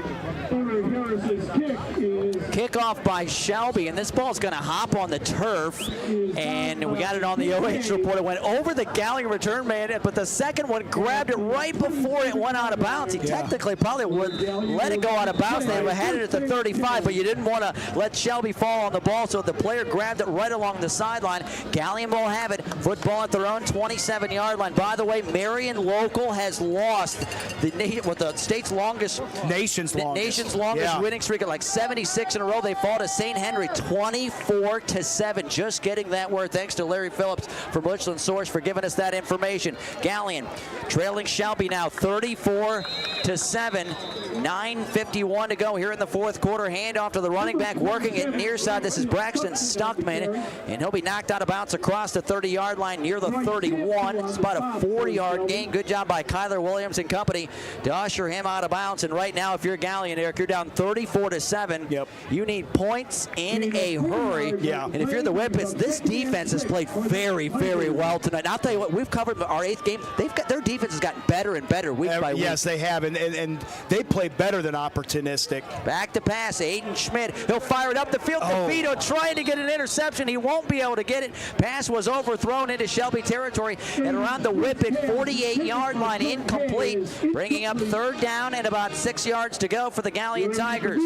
Football is at their own 31-yard line. 9:45 to go in the football game. Shelby 34, Galion 7. The Whippets trying to win their 2nd ever regional title. The other, some guy close to me, was a part of it back in 2017, and this group trying to punch their ticket to the Final Four for the 2nd time in school history. And the Shelby side, by the way, is packed beneath us here at Arlin Field. Big 3rd down, 6 yards to go. Galion at their own 31. Pressure coming. Aiden Schmidt's going to roll. He'll throw it over the head of his running back, Stuckman, who was open at around the 31-yard line. The problem was some guy named Kessler was like a heat-seeking missile. Right. He had to unload it, incomplete, and 4th down coming up for Galion. Yeah, that was tough.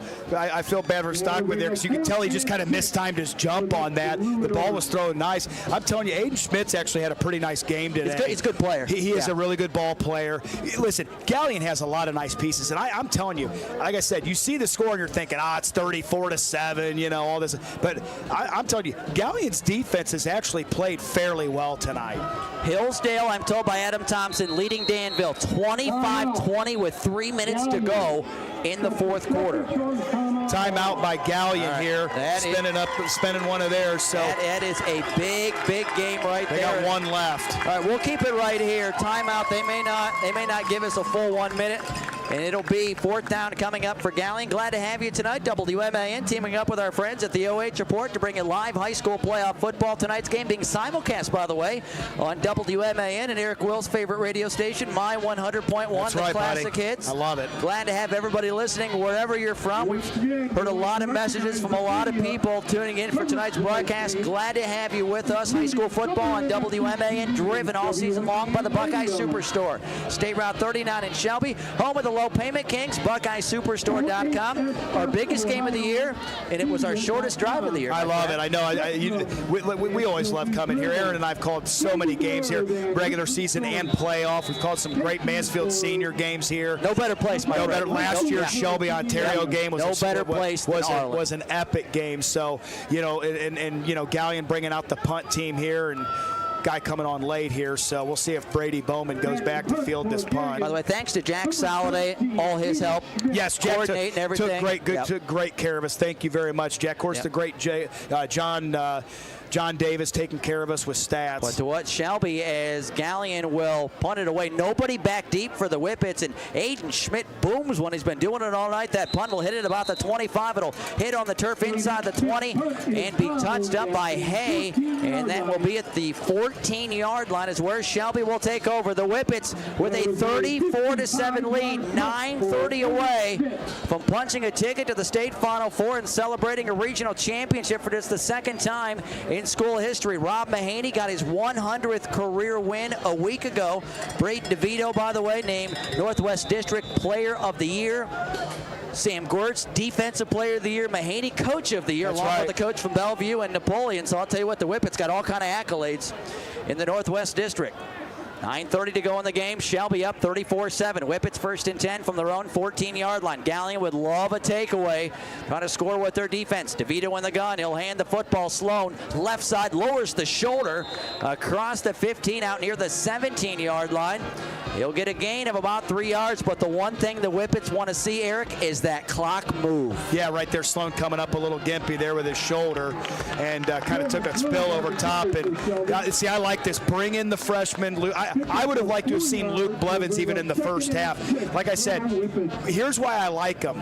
He's already shown he's not putting the ball on the carpet. And I know there might be some pass protection and thing like that he needs to continue to grow in. But he's a home run threat. That kid with the ball in his hands, he could score from anywhere on the field. I want to get those guys on the field. 8:50 to go in the game. Shelby up 34-7. Whippets 2nd and 7 from their own 17-yard line. 2 wide receivers. DeVito in the gun. He'll hand it to Blevins. Blevins working it right side. Breaks the tackle. To the outside. Blevins to the 35. Hits the 40. Midfield. Blevins down the sideline and tackled from behind at the Galion 40-yard line. Actually giving forward progress down to the Galion 35.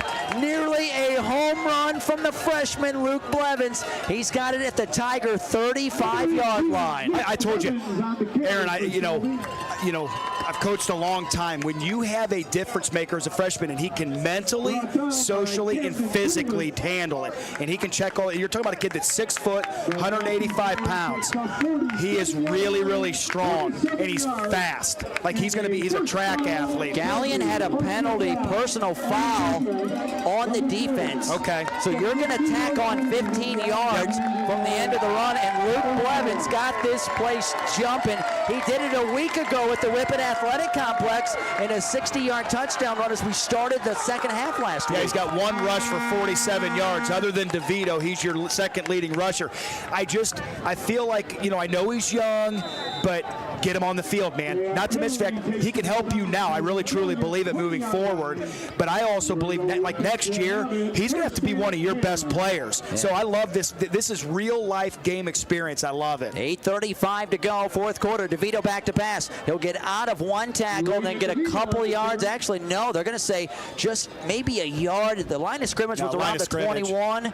They're going to give him a yard or no gain? No, it's no gain. Okay, no gain. Put him down right at the 20-yard line. So DeVito on 1st and 10 at the 20 will have no gain. 2nd and 10, Shelby. They're at Galion's 20-yard line. 8:11 to go in the game. Shelby leading 34-7. The Whippets just trying to run the football, run that clock out, and march their way to a state Final Four. DeVito in the gun. He's got Blevins now to his right. 1 wide receiver out each way. Shepard lined up right in front of Blevins. DeVito in the gun with the play clock down to 5. Braden will clap the hands, go off with the football, and they'll hand it off to Blevins in the hole. He'll be grabbed and taken down. Good job by Galion right there to meet him in the middle.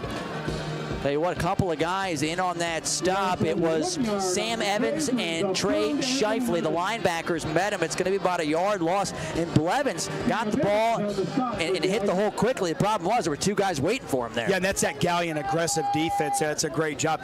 Galion's defense has been aggressive all night. I mean, you can tell Shelby's offense, specifically Shelby's offensive line, has been kind of on their heels, not knowing where it's coming from, and then a lot of times causing them to either jump or hold because you're catching instead of being the aggressor. That'll be something that's going to have to be addressed moving forward because you have to understand your next opponent's going to have that film. Here we go. 7:03 to go in the football game. Shelby on 2nd down pass over the middle. Shepard had it, bobbled it, and dropped it at around the 15-yard line. It was 3rd down and 11 from Galion's 21-yard line, and Shepard had it, bobbled it, was going to grab it, and well, I'll tell you what, Galion players scooped it up off the turf. It is incomplete.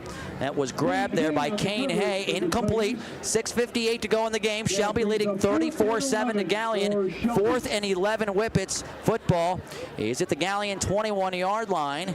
And as the Whippets will leave the offense this deep in Galion's end out on the field. They need 11 yards to pick up the first down. They got to get down to the Galion 10-yard line. Blevins off the field. Baker in. He's to the right of DeVito. 4 wide receivers. Braden back to pass. Pressure coming. He'll step up. Braden will bounce it to the outside. DeVito nearly tackled from behind. Going backwards. He'll leave this one into the end zone. And that ball, is it going to be intercepted? No, it's incomplete. But that interception written all over it. It'll be incomplete as DeVito off his back foot just heaved it into the end zone. It will fall harmlessly incomplete. Yeah, and here's why. Listen, that was a I guess it was a fourth down play. I don't want anything that leads to an interception with a score. Does that make sense? I could hear the coach in you. Well, as soon as he threw it, you were no.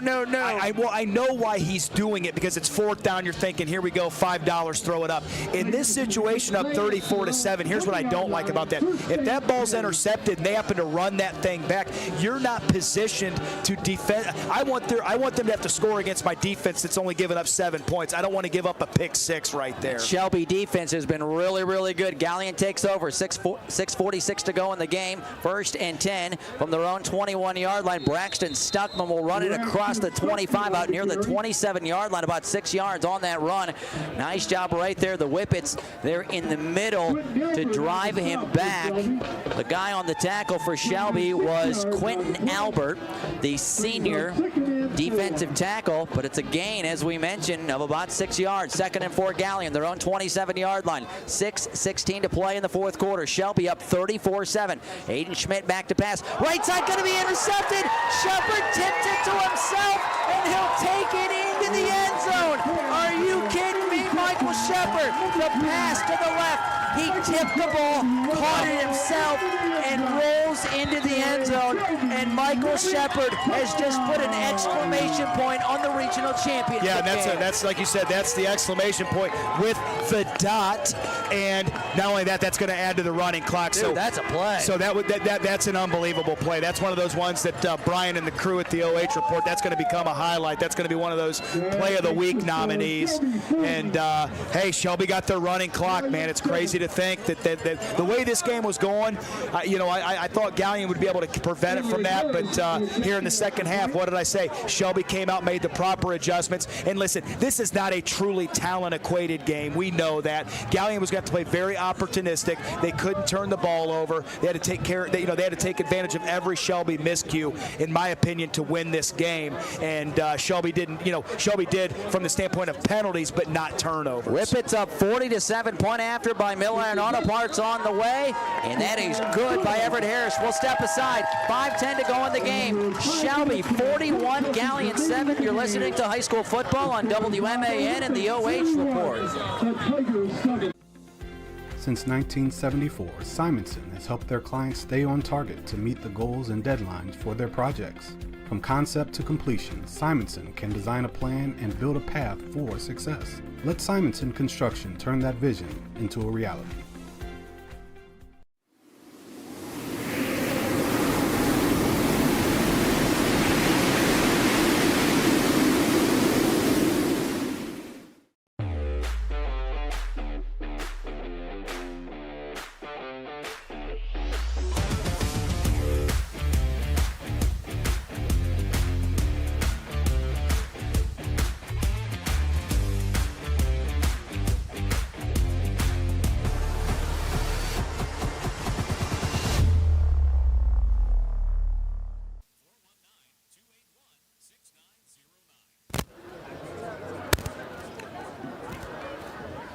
Welcome back to Arlin Field in Mansfield. WMAN teaming up with our friends at the OH Report. We're in great hands. The great Adam Thompson flying the plane here at Arlin Field, and Shelby with a running clock. 4:47 to go. Kickoff goes off the leg of one of the Galion players, and Shelby has the football.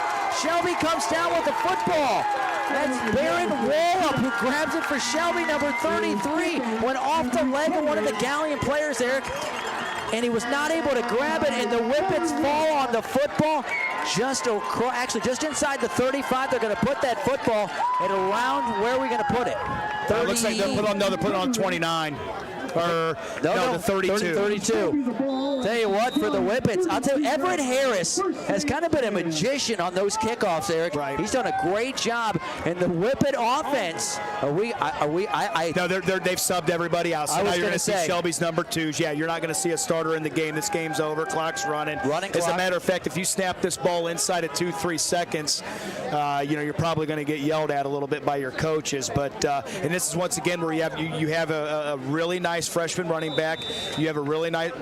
Another penalty will come out. Clock is running at 4:09 to go in the football game. Delay of game on Shelby. Okay.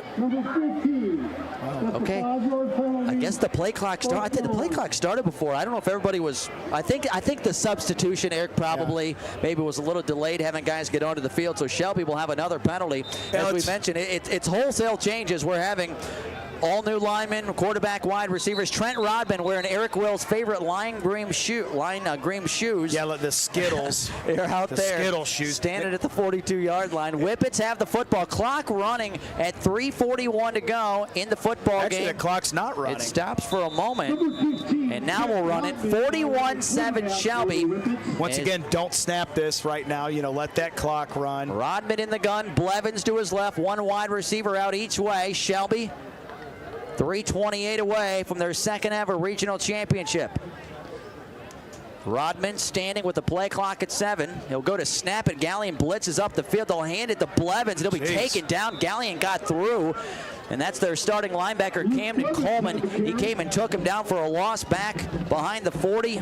Put him down at around the 42-yard line. A loss of about 5 yards. Almost like Galion just perfectly timed that snap count.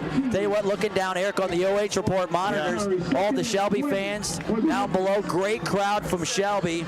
Yeah, tremendous crowd. They showed up. I think those are the students right there. Yeah, I believe, right? I mean, probably. I mean, 80% of this home side here was full, so Shelby definitely showed out today as far as the crowds go. Yeah, Shelby brought thousands of people here, and we are ready to rock and roll here with a 2nd and 20. Handoff to Blevins. Football at the Galion 42. Breaks out of a tackle. He'll get inside the 40 and then shove back. And they'll give him forward progress to the 39. You could see the strength right there and all of that, Erik, just on that run for Luke Blevins with 2:24 to go in the football game. Shelby 41, Galion 7, and we will let you know who the Whippets will play next week in the state semifinals. I believe Indian Hill had a pretty good lead on Valley View. Last report we heard, I don't know if we have a final, but we'll see if Erik can track down a final here. 2 minutes to go in the football game. Stay tuned for the post-game show. We plan on hearing from our player of the game, and I know at least on the radio side we will hear from Shelby head coach Rob Mahaney in the booth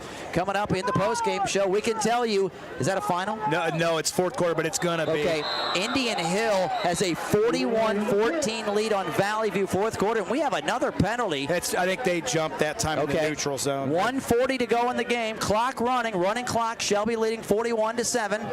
Remember, we'll hand out that Neil Cady Insurance iHeartRadio Athlete of the Week each and every week. Oh, man, they called delay of game. It's a delay of game on Shelby. That's going to continue to add to Shelby. Shelby has 16 penalties for 109 yards.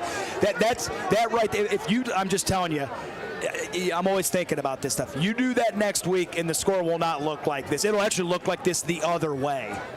You cannot give over a football field's worth of penalties. And they haven't had a lot this year, as I mentioned. They have not had a game like this. But again, iHeartRadio Athlete of the Week, thanks to the Neil Cady Insurance Agency of Ashland and Norwalk. Get a free quote, NeilCadyInsurance.com. That's NeilKadey Insurance.com. Those great plaques are made by Emerald Awards at Engraving in Ashland. Our latest Athlete of the Week, Braden DeVito of the Shelby Whippets, who have the football.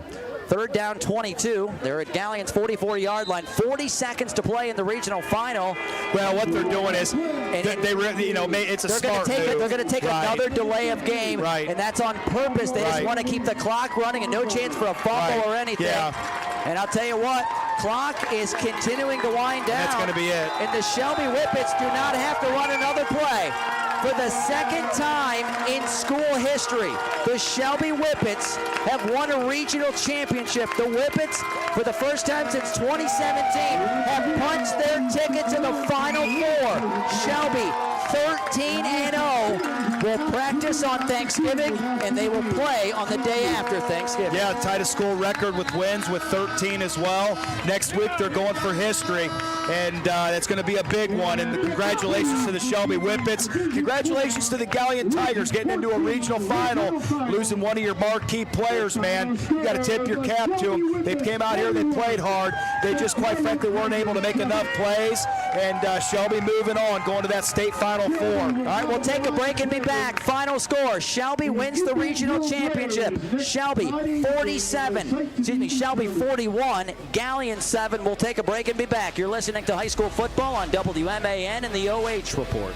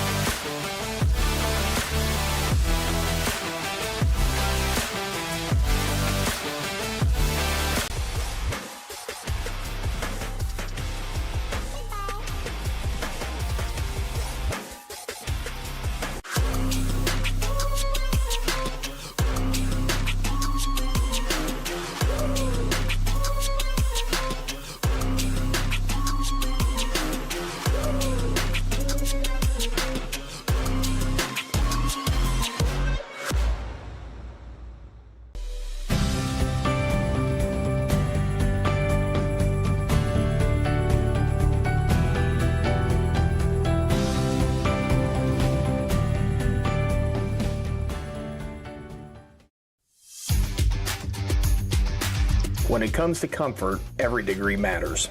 At Buckeye Horizon, we proudly install and maintain Trane heating and cooling systems built to last, engineered for performance. And with our expert service, your home stays comfortable year-round. No matter the season, we'll keep your system running at its best.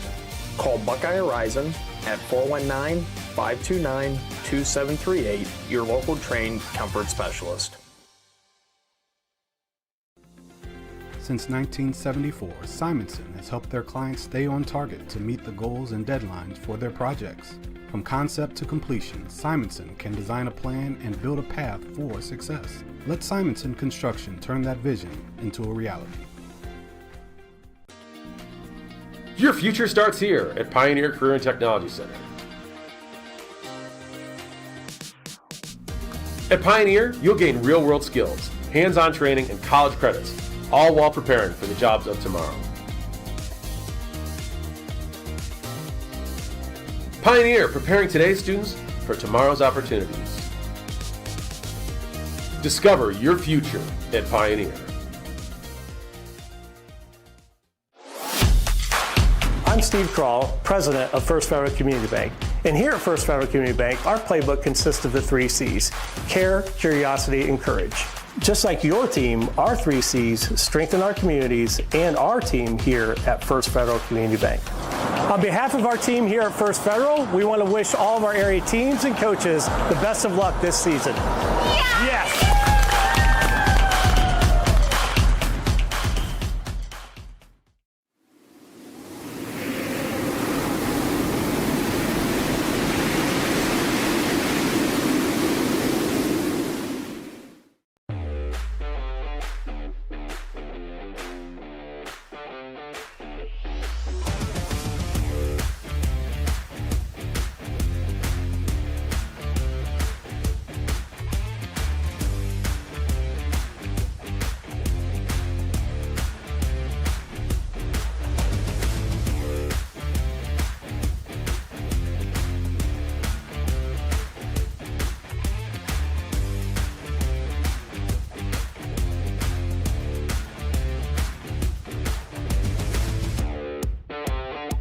Congratulations to Shelby. You turned out in fourth. Back at Arlin Field in Mansfield, Galion just received their regional runner-up trophy. The Whippets getting their regional championship trophy. We're going to turn it over now to Jack Saladay. Here, he's got the microphone at Arlin Field. Dance next Friday night at a site that will be determined against the winner of Indian Lake and Valley View. On behalf of the Ohio High School Athletic Association, Mansfield Senior High School, and the Board of Control, Coach Mahaney and your captains, please come forward and accept the Regional Championship trophy. Whippets have about probably 10, 12 players, Erik, who are heading out to grab that trophy. They are hoisting that trophy high. See a couple school board members, other people onto the field. And I see what the superintendent's out there. Scott Rose, we know, school board president, helps with the coaching staff. A lot of people onto the field to congratulate the Whippets, who just received that regional championship trophy. What a season, by the way, for the Galion Tigers, who are heading off to all right. Eric, you have to tip your cap to Galion because they played a whale of a season. They had a great coming into the season. I don't think a lot of people thought Galion were going to play for a regional title. Coach Matt Dick has done a great job in his 10 years, and Shelby right now, for the second time in school history, going to hoist that trophy. If you would have told me at the beginning of the year they would be playing for a regional championship, I probably would have called you on that. And I'll tell you what, great job by Coach Dick and the Galion Tigers. They were physical. They were aggressive. Their front seven was a major problem. Quite frankly, just they didn't have the big capabilities on offense that Shelby did, and I think that proved to be the difference in the game. You know, Aaron, you talk about that coming in, you know, plays of over 20 yards. Shelby had 6 of them, and they were significantly more than 20 yards, and I think that the plays like that are the difference in the game. Shelby is just able to overcome the penalties or a turnover here and there that maybe some other programs aren't when they're, you know, because it's not necessarily a truly talent-equated game. But Galion, man, what a season. Coach Dick, fantastic. Regional runner-up. You know, things like this hurt, but I'm telling you, you're going to look back. The players and coaches are going to look back in 10, 15 years, and they're going to remember this very fondly. Shelby defeats Galion by a final score of 41-7. The Whippets, they go to 13-0, and they claim their second ever regional championship in school history. And again, they'll be celebrating Thanksgiving while practicing that day and then playing the day after, wherever that game will be. WMAN will be there next Friday night to cover that game for you live. I know the OH report as well. We'll follow the Whippets. Yeah, Adam's coming with us. It's kind of a thing now. I think Adam just said we're all part of the train, and the Whippet train rolls to the Final Four. Let's recap the game before we get our player of the game. I know at least on the radio side we're going to hear from Coach Mahaney in the post-game show as well. Shelby gets 5 touchdowns tonight from quarterback Braden DeVito. At the 8:08 mark of the opening quarter was a 7-yard touchdown pass to Brady Bowman. Point after good by Everett Harris. Made it 7-0 Shelby. At the 1:49 mark of quarter number 1, it was a 37-yard touchdown pass, and it was DeVito into the hands of Travis Sloan. It made it 14-0 Shelby. That was the end.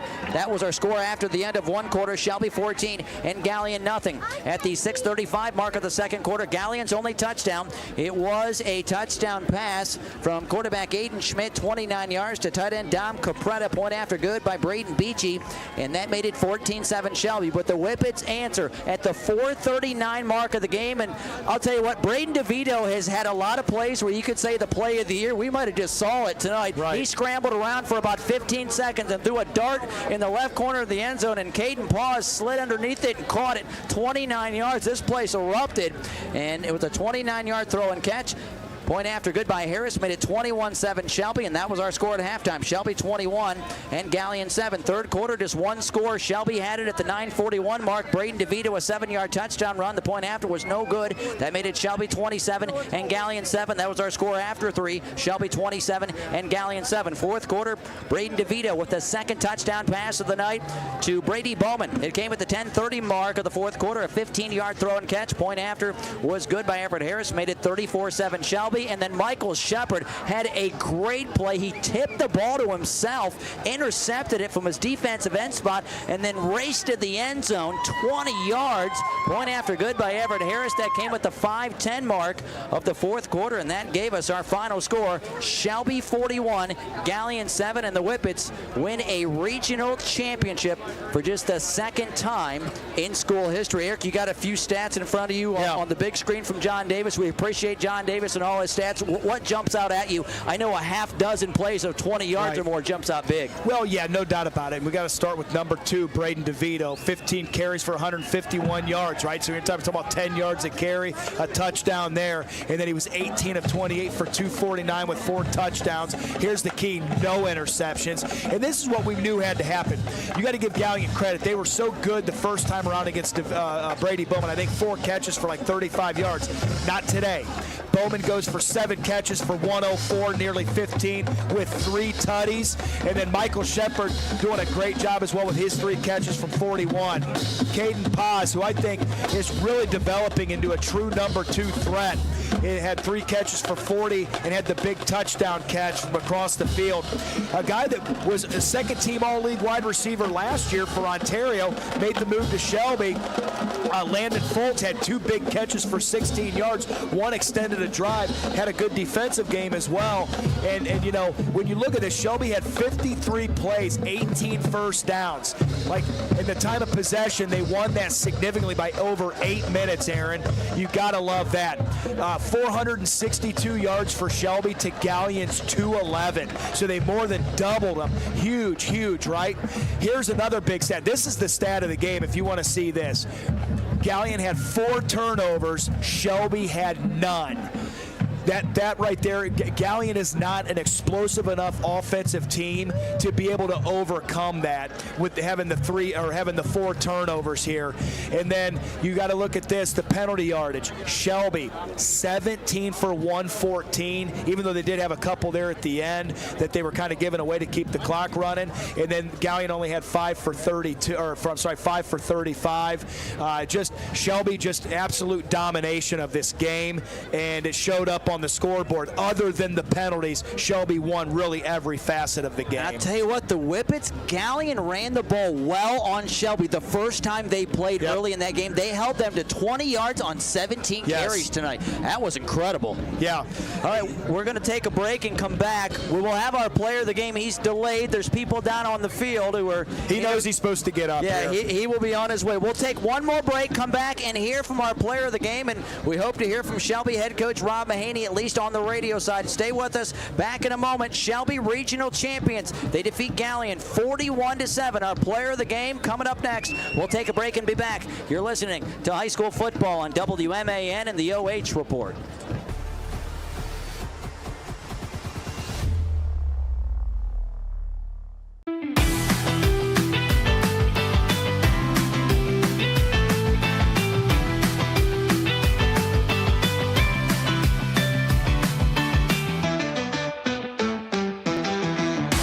Call Buckeye Horizon, your local trained comfort specialist.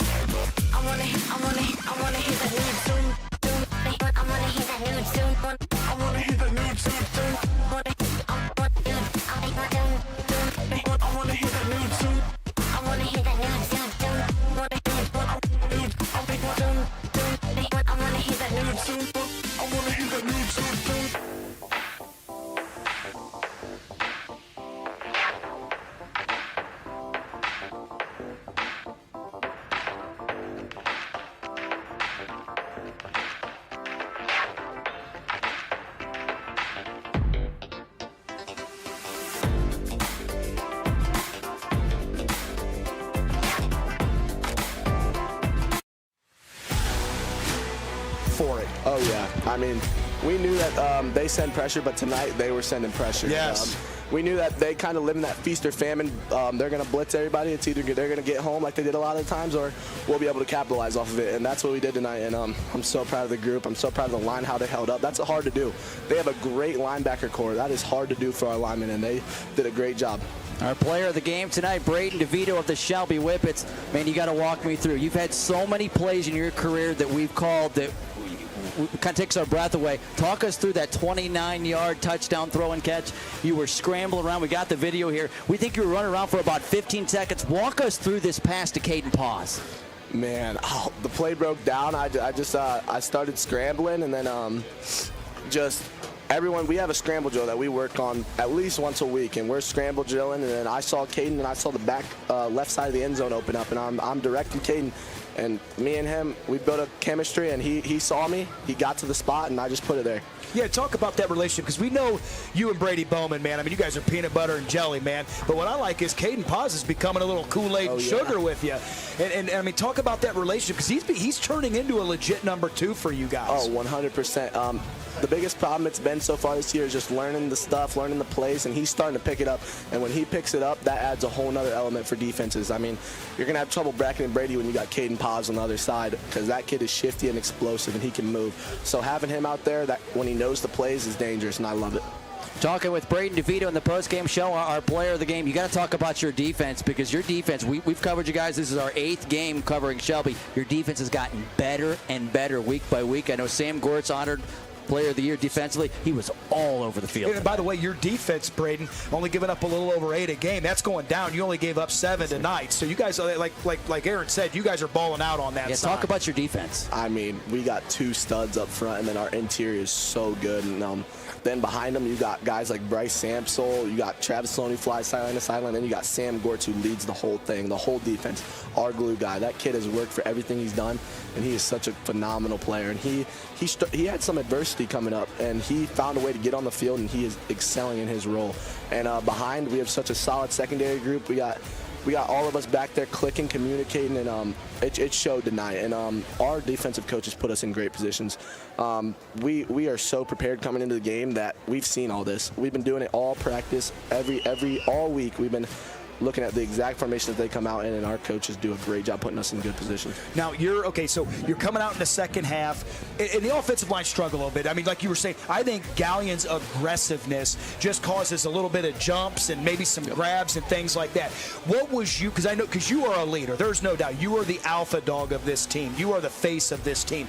Like, what's your conversations like with them just to encourage them to continue to go to the next play? To not let it snowball. I mean, we need them way too much for them to be down on one play. I mean, we had a drive, we kept getting backed up, and that shouldn't affect the next drive, thinking about how you messed up. And our O-line does a great job of flipping the page. I mean, they're going to mess up sometimes, but they've been solid all year long. Galion sent a ton of pressure today. That's what they were going to live or die on, and they got home sometimes. I mean, they're a great linebacking core, and I got to give props to the line. They held up their best. They struggled at times, but with that Galion's defense and how they fly around, it's going to happen sometime. Braden, I got to ask you guys made it to the regional semifinals a year ago. Heartbreaker in that loss. But talk about the motivation to get back here and win this one. 100%. The motivation to just get back here, let alone be at Arlin again. I mean, when we figured out we were at Arlin again, that had a whole nother motivator, as if we weren't already fully motivated.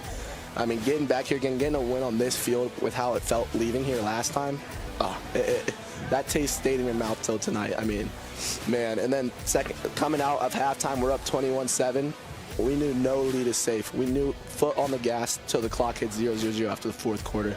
I mean, we let the motivation of letting up 22 points in the fourth quarter last year. Man, our guys just get locked in on that type of stuff, and we got a special group. So let me ask you this real quick. Like, what's it feel like for you? Like, what do you think of when I say state Final Four? Like, what's that mean to you? Like, to hear that second team in the history, 130-some years of football, 31 conference championships, the amount of great players that have come through Shelby football, and to say that you're like a part of an exclusive group because you're chasing history now, man. Right? What's that mean to you? Man, that history aspect, it means everything. Growing up and watching the 2017 team make their run, and then man, we just wanted to do it. We knew we had the class to do it, and we just had to click. And then we've had some additions along the way who have just molded right into our tradition. And Shelby has such a great tradition of football, and to be the second team to do this, it's just so special to us. And now we're just trying to make history and be one of the first team to do something. You're hearing from Braden DeVito. We're going to let you go, but what was it like when you looked up and saw this home side just packed with Whippet Nation, because you knew they were going to show up and they were loud? Well, what's it like being here at Arlin and seeing this place packed on the home side? I love this community. I will give my all for this community because how they show up endlessly. I mean, this community loves their football. They have constant support for us. And we knew Galion had a good community, and they showed up, and our crowd did their part. And, man, I love this community, and we love playing for them. So let me ask you this. So I'm finishing up my last question. You know, you're gonna get back at it, go to film tomorrow, because you know, you understand this. The spice of this whole thing is the preparation process. It's staying the course, not getting caught up. There's gonna be a lot of distractions. So going into next week, state Final Four. You did this in basketball. See, people don't realize this. You have a perspective on this part of sport that a lot of your teammates don't have. You played on a state Final Four basketball team 2 years ago as a sophomore. Your leadership's going to be very, very important. So what's going to be your message to your guys when you stand up and say, guys, this is what's coming. You can't allow the distractions to get the best of you. I love the example of you can't drink the perfume. I mean, it smells good. Yeah. It smells good. That's good. But if you drink it, it's poison. You can't feed into the poison. And you're going to hear a lot of media hyping us up. If that cannot soften us up. We came this far in our locker room with each other, and we've lifted together, blood, sweat, and tears together. We did that together. None of the media guys were in the weight room in February with us doing the stuff. It's us. So we got to lock in on us and laser focus. Light at the end of the tunnel. That's been our message. Braden, look in that camera. As many shout-outs as you want. You just won a regional championship. I cannot do any of this without my coaches and teammates, man. I mean, our coaches do a phenomenal job week to week, and my teammates, man, we have such a special group of seniors, and then underclassmen play for us, man.